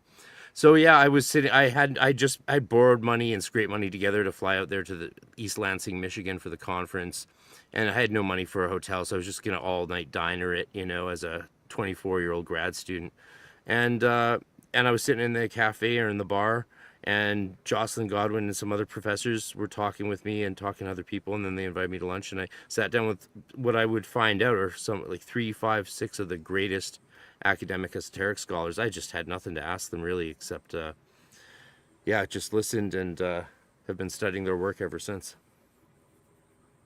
So those are my recommendations for serious diving. I don't know what recommendations you have for people, but I got the Jocelyn Goodwin translation, and I think he's fantastic. The only one, it was just my personal favorite for the Alchemical Wedding was that John Crowley one, and the fourth manifesto is newly translated. You can get it from Ouroboros Press. That was where I got the very small pamphlet. So shout out to Ouroboros Press. They did a really good job on the fourth manifesto. What do they call it? It's called, on the spot here, it's called The Mirror and the something, Mirror of the Soul or something like that. Actually, let me look it up. Right. Yeah, I can't order. They don't ship to Canada, unfortunately. Even though, ironically, their books are produced in Canada.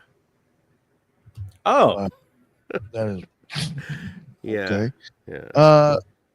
There was a comment in the chat. I was going to ask you guys your opinion on this. Somebody is saying that the Rosicrucians came from the Knights Templar. Wait, was that what they said in there? Well, that's the mythology. Back to Templars. Oh, okay. But I think it's anachronistic at best. I mean, the Freemasons were around before the Rosicrucians. First Freemasonic temple opened in Scotland, Lodge 0, in 1495 or something like that. And so John Dee's 100 years later. Yeah, I have a deep dive with Lenny Peterson on the first Freemasonic thing. It's a 6.5-hour podcast we did on my channel. It's wild. After 3 hours, we opened the scotch and just kept going. And again, he's the publisher of Tony Fuller and a bunch of other amazing manuscripts on alchemy. And he's a true master mason and magician, if ever there were one, and an old friend. So check out Lenny Peterson and Hermetic Science Enterprises. Check it out. Like, a lot of people doing amazing work, and so. I tried to put the link there. The first Masonic lodge is 1495 or something, and then it existed all throughout Dee's time, but just in a very limited capacity, I think is the deal. That's why it didn't really get popular, and why most books consider it to have started in the 18th century or late 17th century. But really it started in the 15th century, which is that's still crazy. Right, that's still crazy and not what most people know. But I think that suggests how there may be a some sort of valid or at least cultural link to the Knights Templars, because Freemasonry, germinated 200 years before most books think it did. And you can see this by going to Lodge Zero in Scotland, right? Their record keeping is amazing. I mean, if the Masons aren't Rosicrucians, at least they certainly are responsible for keeping it alive. I think it's safe to argue. Yeah, I could agree with that. I would say so. That was my point earlier with Hall using so much of the Rosicrucian thought in his treatise, in his multiple treatises. It's just what you were saying. The smallest ones are, kind of what you'll get the most information out of. So I think I like that double posted. I just put in chat the name of the fourth manifesto is the Mirror of Wisdom of the Rosy Cross. Oh yeah. That posted I think on like a few channels. Yeah. Okay. Mine and his. Yeah. It's okay. Oh, that's good. Do you think Nostradamus's prophecy was pointing to the Rosicrucians? I actually have never read Nostradamus, so that's he has another a particular prophecy that seems to point to them, like written 100 years earlier, about a group of people emerging from the mountains of northern Germany. That's interesting. That's very interesting. Actually, I guarantee I read it in one of these books, so I might find the exact quote. Go ahead. I mean, that's kind of interesting. Then you think of like Franz Hartmann going into the mountains and getting initiated into Rosicrucianism. Franz fucking Hartmann, another guy people need to pay more attention to. Yes. William Wynne Westcott praised him vastly, and he was one of the founders of the OTO. Hartmann, a medical doctor and Rosicrucian. I audiobooked his whole book, Magic, White, and Black, on my podcast. The whole audiobook is podcasted. Sorry, I just had a quick point for Richard. I saw the title of the book he placed in the chat. It's very interesting to me because in Buddhism, we have a concept called Adarsha Yana, which it means the mirror-like wisdom.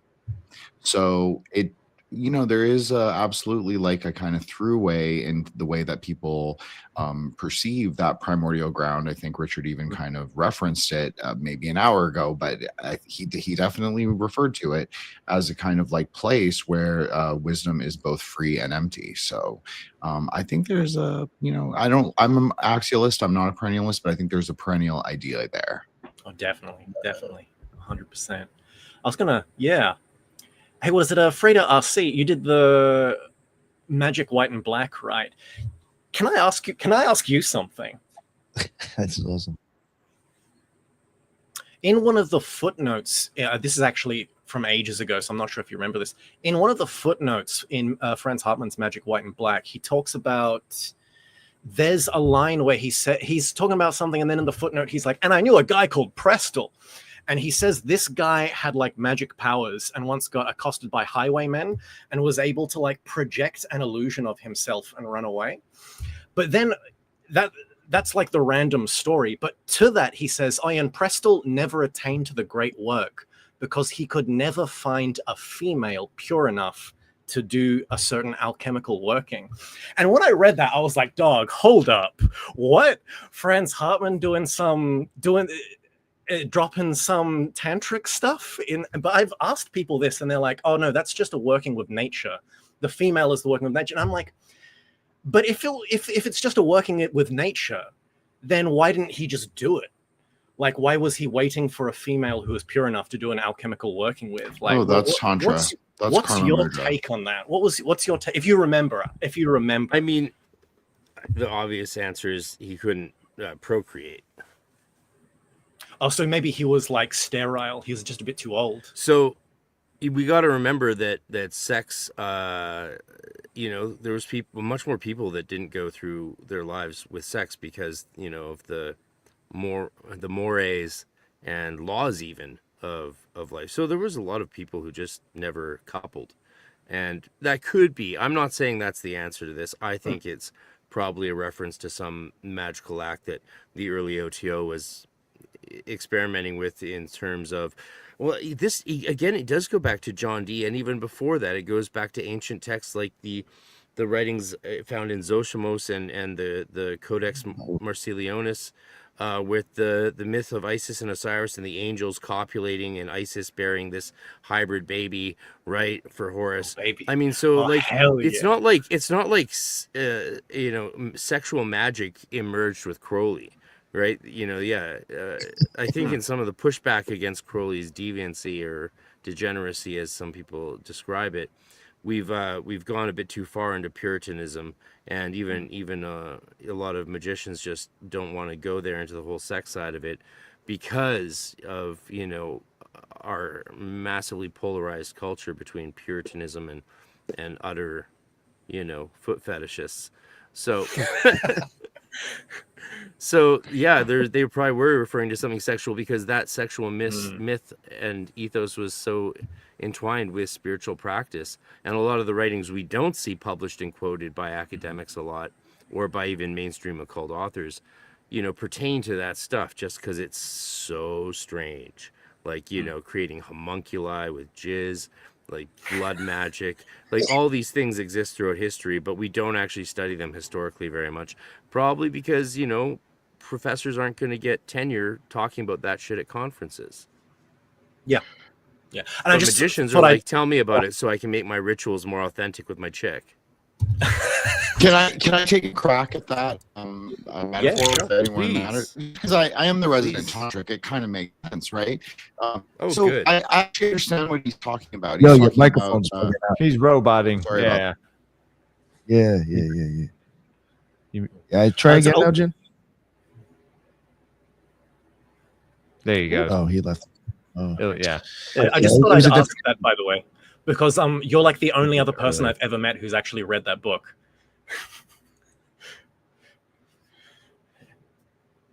I've been reading that book since 1996, and I've never stopped reading that book. Nice. I was reading it in Vienna when I was on student exchange in 96. And in Vienna Waldorf High School, you had religion class that was mandatory, but one of the options for religion class was titled in German Zum Thema Magie.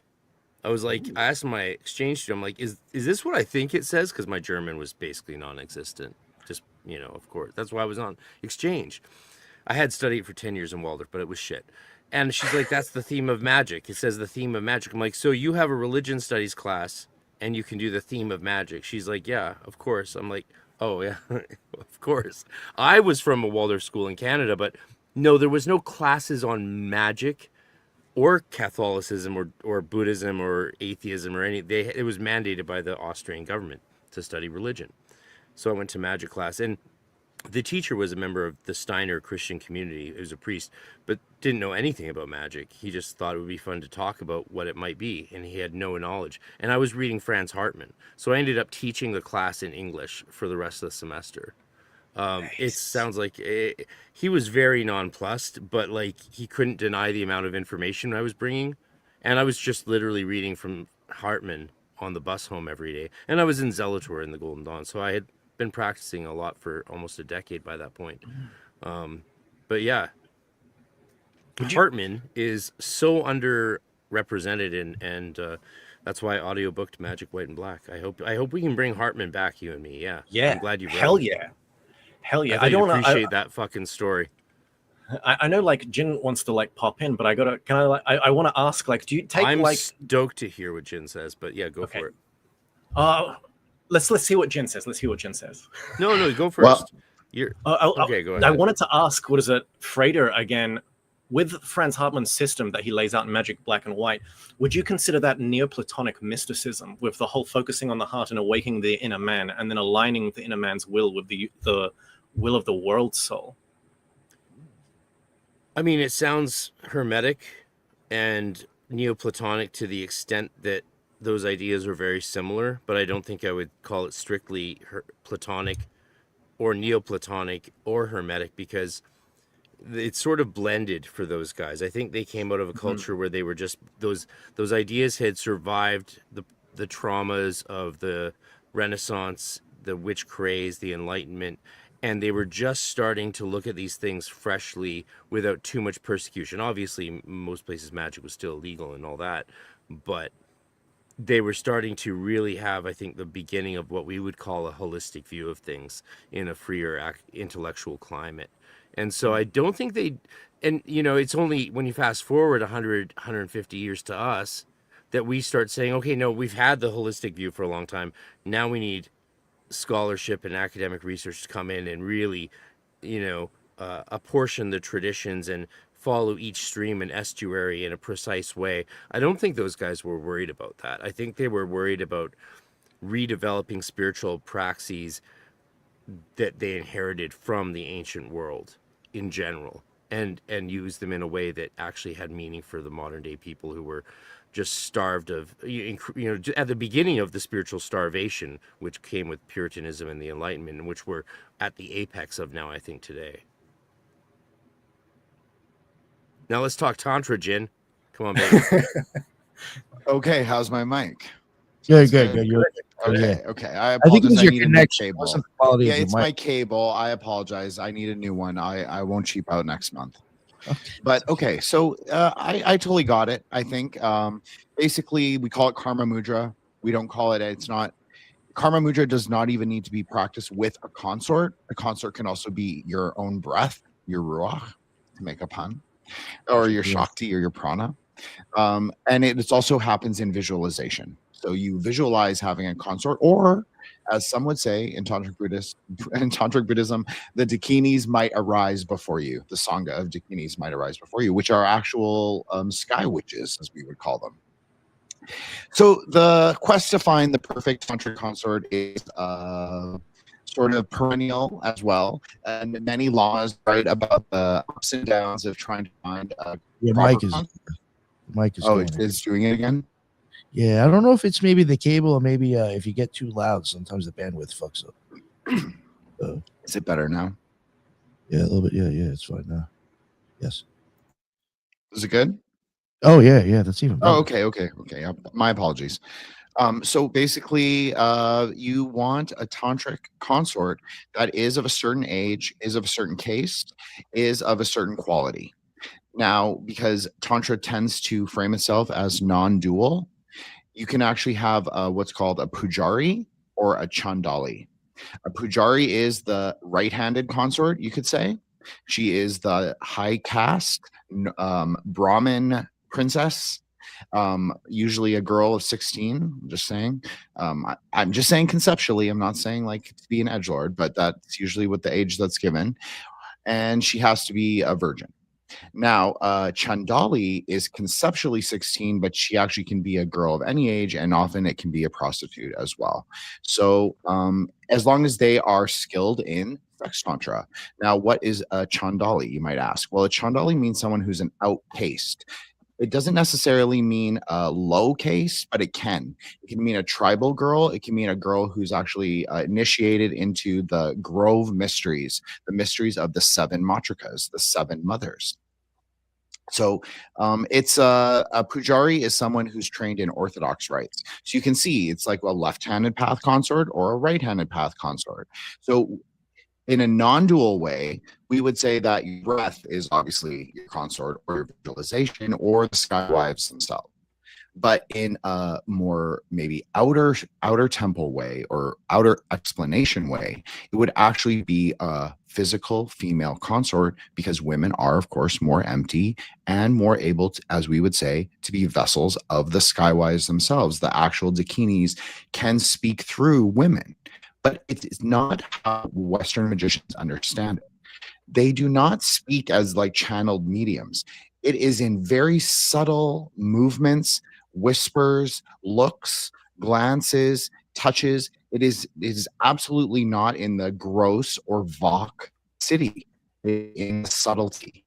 So anyways, I just thought that is interesting because I kind of understood like he's looking for a sattvic consort, one that is pure.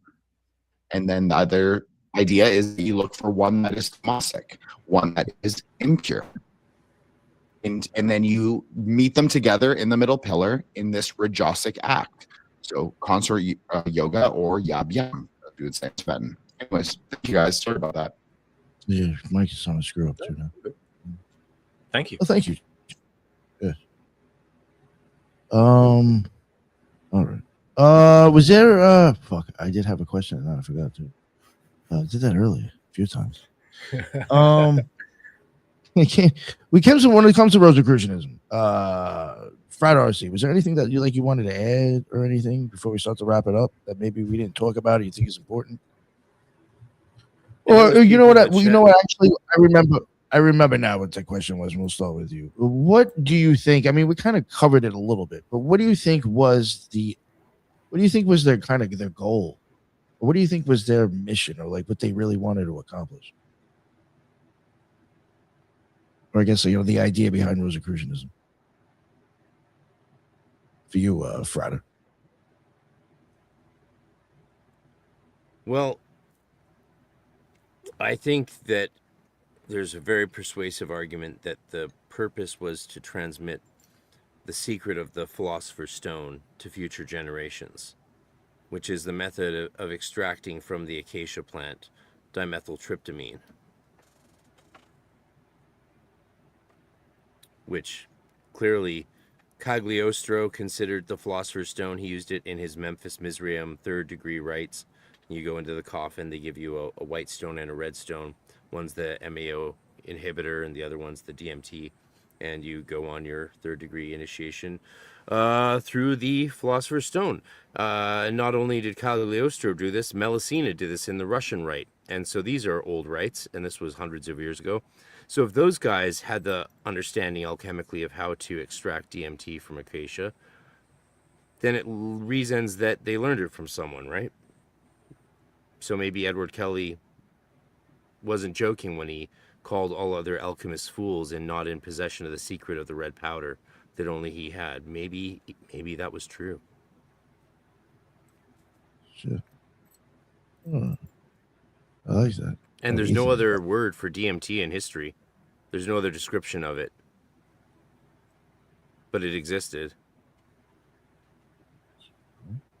It's like in the Bible when scholars say that cannabosum in Hebrew didn't refer to cannabis. And it's like, well, what did it refer to? And they say, well, something else that we don't know anymore. It's like, but did they have cannabis back then? It's like, oh yeah, they had fields and acres of that in their industry. It's like, what did they call it? It's like, oh, we don't know. I could be wrong, but I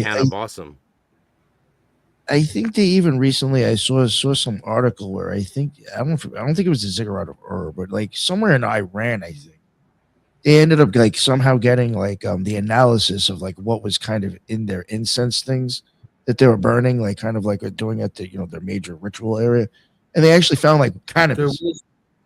It was like they were like it wasn't around there, so they had to have actually gotten that from some other motherfucker, like far away.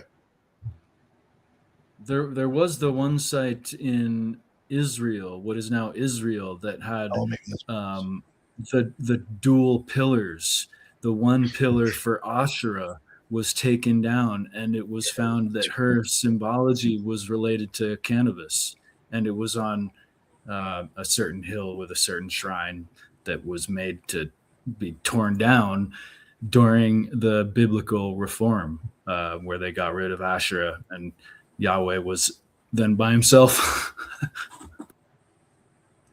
They killed his wife. Imagine people don't know about that shit, and you go to one of those things and you're fucking throwing like fucking what an ounce of that motherfucker, both of them. Everybody's getting fucking lit. Of course you're gonna be like, oh yeah, God was talking to you. You're fucking stoned out of your head. Especially if you don't know it. I don't know. It's interesting. It'd be interesting to be in that. And they were famous for they would bake cakes with cannabis to celebrate Asherah. So they surely were, getting some effects. If in the tent of meeting, if the high priest went into the tent of meeting where they burned branches of acacia rich in DMT and cannabis, which we know from scraping their altars, was a practice later on, if not in the beginning. And again, they learned all this alchemy from the magicians in Egypt, right? The magi and the priests there, right? Clearly these people, there was disparate Canaanite tribes in the hills of Cana that learned things from the Egyptians. We're not accepting the Exodus story here, of course, but we're looking at the children of Israel. The people of Israel came out of these disparate Canaanite hill tribes that learned stuff from Egypt. And it does say in that tablet, the Israel was ejected from. 1 second. Was ejected. I gotta grab something. Was ejected from Egypt. That's the first appearance of the word Israel in history. And the children of Israel the people of Israel were also there, and they left because there was. You this talking about the huge flood, Hyksos? The tablet I'm talking about, the tablet of what's it called? You know, it's crazy. I covered this like a month and a half ago on my show, and I can't even remember the fucking name. It's the first time Israel ever pops up. Yeah. Fuck. Yeah, But it's it on a makes tablet. sense that these hill tribes would have gathered together knowledge, and yeah, if they were burning these sacred herbs and stuff, and the high priest then sticks his head in the DMT rich fumes and cannabis and all these other things and probably poisons they were ingesting to talk to God. No wonder the guy needed a rope tied around his waist in case he mispronounced the name of God, quote unquote, OD'd on too much God smoke. I think that lineage carried down to today, and I think we lost a way to describe DMT. Otherwise, because there's no reference to it in all of history. We know that the Eleusinian mysteries were consuming the kukion, and that sometimes that was probably ergot, sometimes it was mixtures of just wine and opium. Probably changed over the hundreds of years and the hundreds of high priests that governed those rites up to Nestorius, right? And we see remnants of that in Spain, of the Eleusinian mysteries and the kukion in Spain. So all these entheogenic substances have been consumed across time, and DMT was one of them. But it doesn't appear till the 20th century. They're trying to tell us it wasn't the Philosopher's Stone, because if you've done DMT, you know how fucking crazy it is when you break through. And it's like if someone told you afterwards that's what the Philosopher's Stone is, you'd be like, yeah, that makes sense. Because what else could be this ultimate substance that makes all other psychedelics look like fucking catnip? Whoa. Never thought about that. Yeah, that's the way I look at it. And I'm open to new information. It's why I'm running conferences on this topic.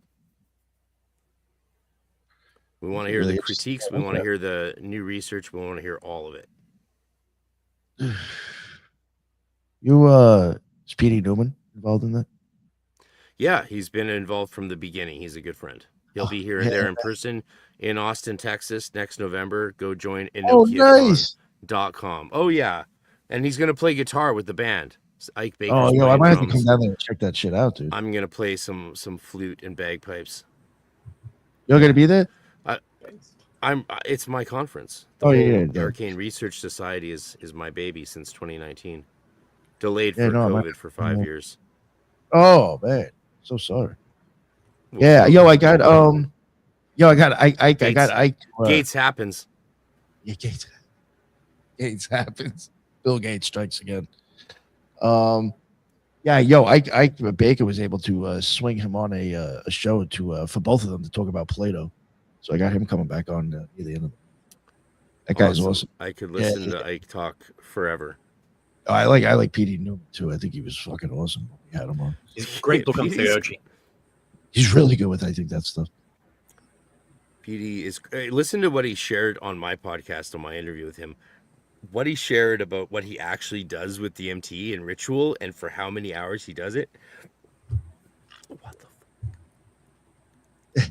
Yeah, he did touch upon that stuff a little bit, but we didn't go too crazy. Yeah, well, he's already. Go check it out on Friday.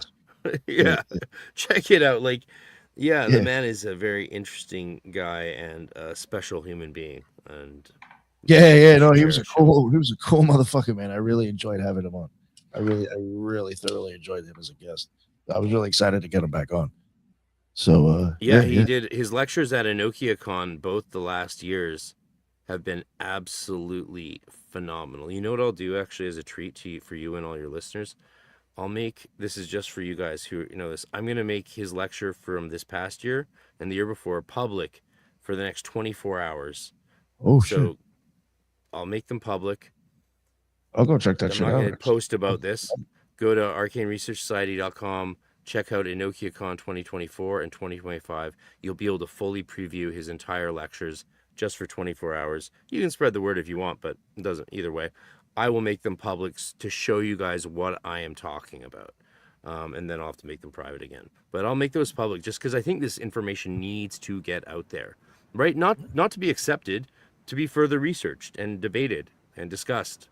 That's it. Thank you so much, man. That's bullshit. We're actually here for service. I was thinking Rachel would be interested in that too. Oh, I'll yeah, send Richard. Occult Rejects the actual direct link so you can post Yeah, them to yeah. your. You got an email list? Yeah. I'll give you my email after the show for sure. Yeah. Send it to your And email then, list. I don't care if it gets. I want to promote what I'm doing. So if this is a gesture, then also the information is just fucking nuts. I mean, it's yeah, I not can actually necessarily send that all out to fully my accepted, but I'm actually more interested in debates against his argument at this point because I'm so convinced I need to see more evidence against what he is saying. That's how we prove things, is by the inability to disprove them. So that's so important. Anyway.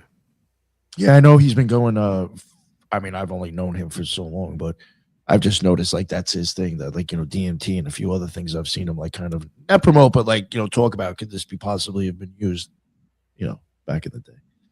So I think Dee whatever. and Kelly were very likely using DMT. I think that's what gave birth to the Enochian system. Ugh. Just think shit, man. So, Richard, what about you, sir? Anything you want to leave us about Rosicrucianism? Oh, yeah, and I guess the same question. If there was anything that he left out, like, what do you think was kind of like? What did they want to leave people with? What was the thing that What was their deal? My take, not to take anything away from what Frater said, but my take on Rosicrucianism is they wanted people to awaken, and this is something. Awakening is nebulous, like New Age people say, you got to awaken, man, or some more political people be like, take the red pill or wake up, bro. That's not awakening. What they wanted was for people to incarnate the Christ or the Word more specifically, to work with the Word, to do something. And what is the Word? What is the Christ in this context? To them, I believe it is something that is an intercessor between matter and spirit. Whether they wanted to condense spirit into matter or they wanted to be more Gnostic and spiritualize matter and escape, I think it's the opposite. They wanted to spiritualize matter. But there was a kind of a dualism, but it wasn't like dualism, bang. It's like, no, there's a reconciliation between masculine and feminine, between high and low, between black and white. They want to alchemically mix those together, and you need a secret third thing. They wanted to point people towards the secret third thing and to reconcile spirit and matter. And that's what I think their practices are geared towards esoterically. Holy God and angel man comes together, certain other thing, alchemy, fusing elements together. Everything seems to be a reconciliation, a reintegration, a rejuvenation. The 3 R's. Lots of R's. Richard Rauch. Reintegration, rejuvenation. That's what it's the rebirth. Rebirth. Yeah. I think that's what they wanted. Very nice. I like that. Both answers. I love them. Nice. Did anybody have any questions or anything? Judith or Jen or Jules? Judith, I think she had a question. Yeah, earlier. I did have a question, and it's going back to the manifesto. Actually, are you familiar with the scales of Mott? Yes. And actually, I flicked through and I just saw a question then, and I was like, oh, whoops. No, well, no, I didn't know if it was something that you could, touch on. And yes, I do plan on reading that, ordering that and reading that. But I was wondering, I find it ironic that instead of being lighter than a feather, you had to be heavier than the scale itself with nothing on it. So, I mean, I think they had an angel statue of an angel on the other side. Sorry, something like that. But fundamentally, it's something divine. You need to be heavier than it. Whereas Matt, you need to be lighter than the symbol of truth. And I don't know if have you ever looked at the difference between the two? Because as you said, I'm like, that is actually interesting. So in Egyptian mythology, it's when you die, your heart gets placed in the scale of. On the scales, and the feather of Matt, the feather of truth, is on the other scale. And if it's heavier, then it gets swallowed up by the crocodile guy whose name I keep forgetting. And it's interesting because Amut. And it's like it is literally the exact opposite in the alchemical wedding. It's not about being lighter; it's about being heavier. And why do they do that?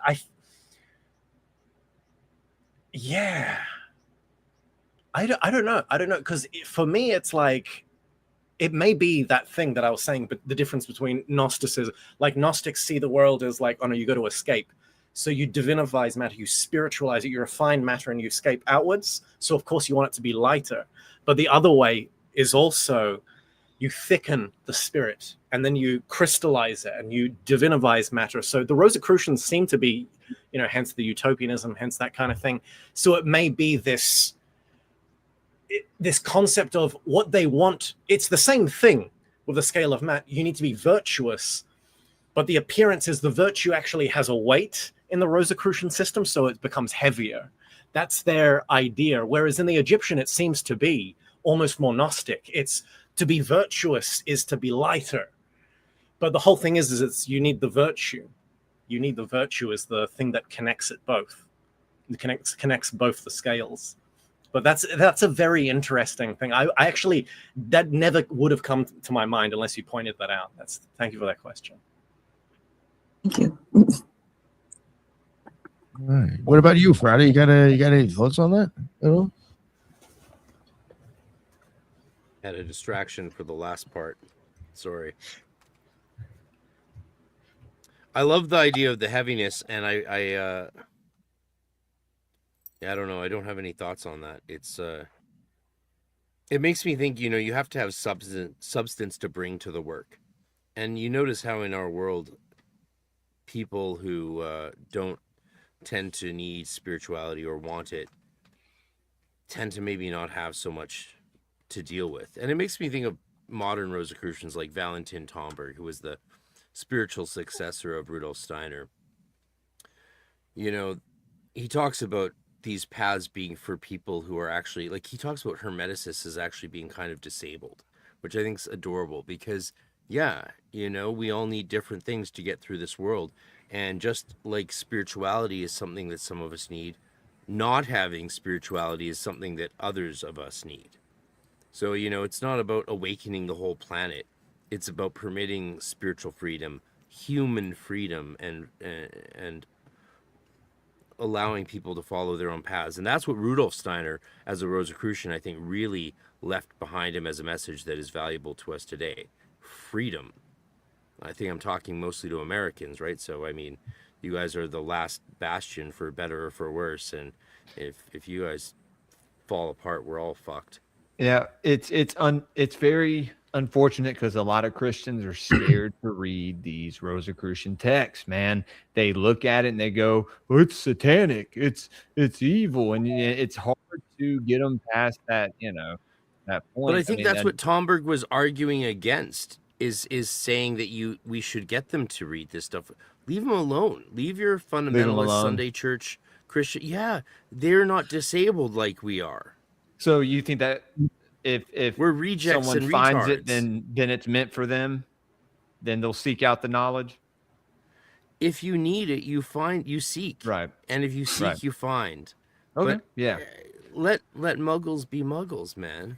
I hear you. Let it be. I agree.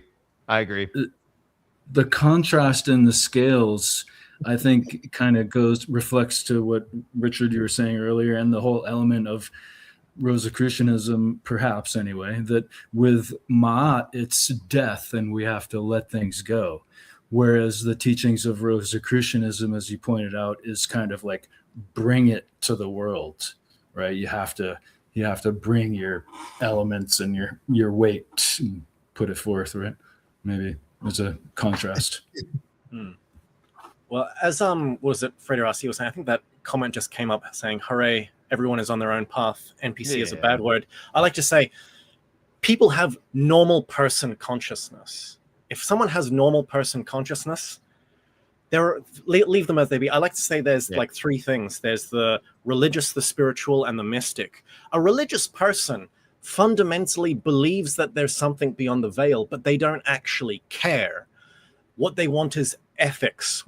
Derive morality from the ontology. Give me the Bible. Give me a book that has all the answers, and then let me live my life. That's a religious person. If they have a spiritual experience of Christ or something, I'm sure they'd be happy, but they can live their entire life just working in the world, and they're fine. That's a religious person. Whereas a spiritual person wants that experience. they go around searching. The Ouroboros, kind of like they actually actively engage with certain things. That's how I define the difference between religious and spiritual. And the spiritual person may be more eclectic. And the final one, the lowest one, is the mystic, which I would say a mystic doesn't choose to be a mystic. That's when something beyond the veil reaches down and pulls you up. And like, mystics are just mystics. We can learn from them and take things from them, but they're doing their own thing. They're doing their own thing. And the religious people respects them. Spiritual people may learn from them, but it's like, there's a certain 3-tier category there. And with the religious people, they're happy. Maybe you could get them to read Swedenborg or The Cloud of Unknowing, but I don't know if you could get them to read Heinrich Agrippa's 3 books of occult philosophy. That might be a bit beyond them. Well, they don't need to. Like, Yeah. mainstream religion lets in what it needs to let in at the time in which it can be accepted and valuable. And you saw this with, here's a random example, the intrusion of pop music and hippie folk music and guitar music into churches, right? That's such an easy thing to criticize, especially as a Latinist and a traditionalist like myself. I want so much incense that little Susie and Bobby are choking in the pew, right? Saying, "Mama, please make it stop." That's how much traditionalism I want. But when you go into a church and you see these guys playing guitars like, "In my life, you are the spirit," and see everyone praising, like, that is just as magical as any Golden Dawn ceremony I've ever been a part of. That's just as powerful as any British Columbia First Nations sweat lodge I've been dancing around naked in high school with all the classmates and teachers and you name it. Because, yeah, it's the West Coast hippie way, right? Like, we just go for it. It all works. It all works really well, and it meets people where they're at. You want to see occultism influencing or esoteric thought influencing the mainstream churches? It happens all the time. Valentin Tomberg brought all of his life's work mainstream into Catholic Christianity, and he says explicitly because he thought it would allow it most to survive. And the reason any of us know the Meditations on the Tarot published by Anonymous, Valentin Tomberg, I've done a series on my YouTube, is because he decided that was the appropriate vessel to carry these teachings forward. And it worked. You see this almost 100 years before him with the Golden Dawn initiate, Evelyn Underhill, who I did my PhD on. She was a mainstream Anglican. And to this day, if I present a workshop at an Anglican church here or Episcopal church in the States on contemplative prayer and Evelyn Underhill, that means I get to talk about her little book, Practical Mysticism, 1915, 1920. And the first exercise in it is Meditation 1 from the Golden Dawn. I have that book on my bookshelf, still haven't read it. So that's Golden Dawn magic and meditation, hermetic practice, fully now almost over 100 years in the Anglican mainstream. Not only in the mainstream, elevated as almost gospel level credibility in the Anglican spiritual world. So massive amounts of influence from esoteric practitioners hits the mainstream. It's happening, it's there. And there's much more dialogue and interplay than I think we often, realize. Totally agree with that. Thank you for mentioning that, actually. Just happy to be part of the club. I need for life. Yeah, there he is. All right, nice. What are you drinking in there? I was going to ask you. I am having a Friday night margarita, baby. Nice. Tequila is celiac's best friend. Yeah, I do have a alchemy lecture to prep for the rest of the evening. Hit the hay by midnight, and I'm on the West Coast, so it's only 8 o'clock here where I am. Yeah, and then I've got a 8 a.m. D&D game playing World of Darkness with Jason Louv, and then at noon I have a 2-hour lecture on alchemy to Golden Dawn initiates. Oh, sure. Nice. Alchemy. What do you how you doing that? How do you get that structured? Well, Melissa Seams is an amazing historian who's just done an expose on one of the original Golden Dawn temples, and she has a great article analyzing the alchemy of the neophyte initiation of the Golden Dawn, the 00 or not initiation. And it's very interesting because she wrote it with a psychologist who incorporated Jungian psychology. So they're all reading that, and we're going to comment on that. But then I'm going to obviously try and convince them to read Brian Cotnoir's 2 books that I showed you. And there's a third, The Emerald Tablet, because like there are modern authors that are doing whose books function as synopses or distillations, transformations of lead into gold of hundreds of books that went before them, whether they read those books or not. There is such phenomenal work being done these days in just tiny little booklet forms, even, right? Again, like Dr. Sledge pointed out today on Esoterica channel, it's not all about size. And yo, next time you talk to him, be like, yo, you told my boy on Instagram you come on the podcast, and now you're not answering him. Did he tell you that? He gave me his email, and I emailed him, and now he hasn't answered me. But he said, yeah, I'd love to. Yo, I told people I got all He excited. hasn't responded to my last email since he was here in person drinking absinthe with me at my conference. And so I haven't gotten a response either. And all I'm trying to do is send him money. So if he's too busy to even be sent money, good luck getting him on. Yeah, right. I can see he that. He hasn't been on mine. I'm just trying to pay the motherfucker. Yeah, dude, I got all excited. I was like, holy shit, he answered me on Instagram. He's busy. He's a busy guy. Oh, no, I know he is. It was just, that was a huge name. I was like, holy fuck, this guy. His new library set up, his new 4K camera, and his new bit on theurgy today, fucking great. I gave him like a big comment tip or whatever because it's just so important. And his lecture is public also on our 2025 page for EnokiaCon. You can watch his lecture, and it's an argument essentially saying Hermeticism should be taught in the universities, mainstream, everywhere. And his argument for why will fucking melt your head.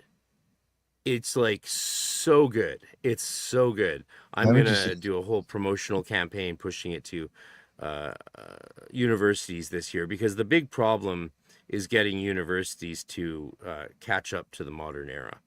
They're caught up in a bunch of nonsense these days, and I'm going to keep that vague. Thank you, sir. Yeah, I think we're already over 2 hours, so I think we'll wrap it up there. Well, Richard, listening to you talk about Rosicrucianism has been such a pleasure. I'm going to go back and watch your rant on Amorc that I missed, man. But you're welcome on my podcast anytime, brother. And I'm going to have all the rejects on, and my goal is to ask them as many fucked up questions as I can think of. Hell yeah! I'll bring some cider. Let's do it. Yeah, bring the cider and ketamine. Oh man, that's a party. All right, I'll bring the cider. You bring the ketamine. I'll bring a dippy. You really have a party. All right. All right. Yeah, I think we'll wrap it up now. Thank you both. But Richard, obviously, I mean, you're the original guest. Frater, that's awesome that you're in chat. You're like, yeah, come on. Fuck yeah, that's cool as shit, dude. So thank you both. But before we wrap this up, I'll have the other rejects promote their own stuff as well. So Judith, Alun, please let everybody know what's up with you. First, thank you for having me. Thank you, Richard and Frater RC. This was a wonderful conversation, enlightening, and it probably could go for, in my opinion, a few more hours. But you can find me at The Loon on YouTube and on X. And I do mindfulness and self-awareness. Thank you. Thank you very much. Appreciate it. And Jin the Ninja. What's going on, sir? What's up? Thank you so much for having me on. Appreciate it, Richard. Appreciate it, Frater RC. Appreciate it, Ethan. Of course, Jules from Grape Hill. And of course, Judith. Loon, I really enjoyed this. I don't obviously know that much about Western magic, and I don't even know how much I can contribute most of the time, but it's always interesting to learn about. So if you want to check me out, you can, I'll just plug my Substack, thresholdsaints.substack.com. You can find the whole, almost 100 episodes of the show there, or you can follow me on Twitter at Wukong Reborn, WUKONG Reborn. So thanks, guys. Have a great night. Thank you, sir. I appreciate you coming on. Can I interrupt? Sure. What's your show about, Jin?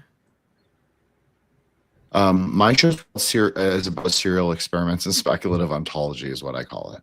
So it's about kind of meta magic and speculative Kabbalah, speculative Kalachakra, and speculative Gnosticism. But I usually use like a pop culture lens. Like sometimes we'll discuss like a film, and we'll do like heavy Kabbalah, or sometimes I'll have like I had Andrew Edwards on, who's like a major alt-lit figure, like in I had Dustin Cole on, who's a West Coast poet from Vancouver, actually, and he has a great new book called After Sunstone. So I have like that different kinds of things, and then sometimes people are normie and sometimes people are magicians. Like I had Greg K on, and I've had Ike on, and different people, and also a lot of Buddhists. So because I'm a Buddhist, so it makes sense, right, that I have a lot of people who are into Dharma.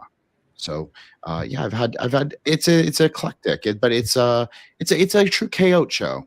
That's what it is. It's my Aether Wave graffiti. So Well, I would even yeah, I'll even check it out. even with his Grey Lodge stuff. I mean, he even said it himself. He took a bite off of me. He even has a couple of dudes that like make the show itself. So we even have all different point of views on the same topic, kind of like this. He's got going on over there.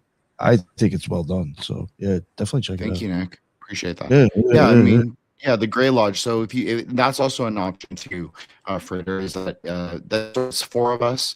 So we each bring a different perspective. I do like more Dharma, a little left-hand path, a little chaos magic, and but from the middle pillar perspective. And then we have a left-hand path guy from the Temple of Set. We have Matt, who comes on this show all the time. He's really good at Kabbalah and astrology and more of this, what he calls pop Kabbalah, like teaching the normies, especially the Zoomer kids, like all about everything and trying to relate it to their lives. And then we have Joshua, who specializes he's a Mason, and he also does he's really good at like Old Testament and New Testament Kabbalah. So we each bring our own perspective, and we'll have like different themes. So our space for the 13th is February 13th is Will as the Cause of Fire, an exposition on the Gnostic set. So we actually did a whole 11-part series on the Aeon of the Daughter, where I rectified Frater Achad's Kabbalistic tree from that working, and from Nema's also Aeon of Not working. So that's kind of even why Judith and I connect so like closely, because we both love Mott in a way. And so yeah, that's basically what my show is. It's like we call it meta magic or meta magicians for the new Aeon. So it's weird. I don't know what else to say. The popular Golden Dawn invocation for the Egyptian goddess Ma'at was actually that it's popular now and put in many orders grade materials. It was actually written by me in 2001, and then it was distributed by orders as though it was an older teaching, which is kind of cool. I've never released it publicly, but you're making me think I should. I love the fact that you guys are fellow Ma'atians. So yeah, I look forward to talking to you more, brother. Always great to hear the Eastern perspective on things, and thanks for giving the full pitch for your podcast, because I kind of felt like I needed to hear it from you, and it was actually really enticing. So thank you. I appreciate that. Give me the space to do that right at the end. I apologize, guys. Apologies, but yeah, I wanted to give a full answer. So thank you very much, Frater RC. Oh, thank you, Jim. All right. Great. Jules, what's going on, sir? Yeah. Shout out Mott, the wife of Thoth. Yeah, that's funny that you have a Grey Lodge, Jen. I have a Grey Lodge, but it is a Patreon tier, and it is like a play on words between the White and Black Lodge from Twin Peaks. We did a whole show little watch party / analysis it took like 6 months to do on Patreon. But guys, it's the best way to support the show. If you want to find me, patreon.com/GrayPillPodcast. Look at that, Jules. Look at that shit. Look what he's got. Oh, that's beautiful, man. The Great Northern Key. Is that Cooper's room? Yes. That is awesome. The key that keeps popping up. He's got the People keys keep over there. finding, leads him back. Yeah. quite literally. Gray Pill Pod on X, guys. Tune in tomorrow morning. Gods of the Morning Wood, 9 a.m.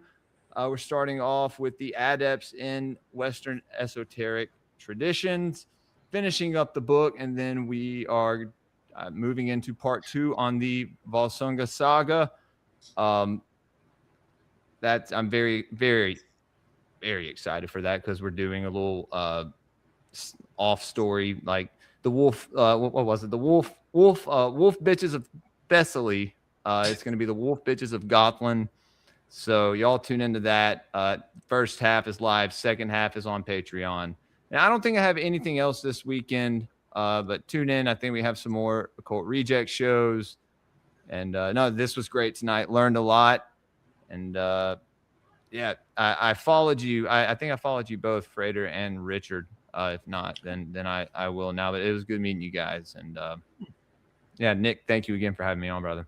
Oh, of course. Thank you. Oh, and thank you, Rocky, for the 5 subscriptions on Rumble, and Fire Pixie for the $5 donation. Thank you guys. And Frater, thank you earlier for the $10 donation, man. I think that was you. Thank you very much. And Ethan Indigo, sir, what is up? It's Canadian dollars, so it's like $2 US. And then after you, it's like 5 cents. I was about to say.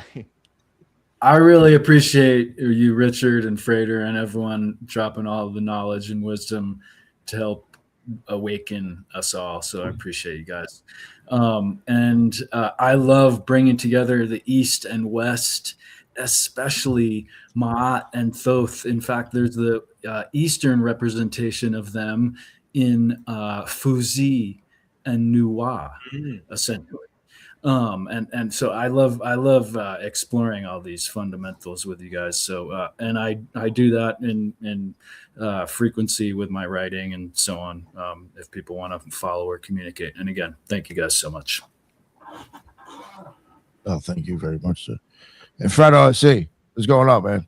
I'll let everybody know where they can find all your amazing work.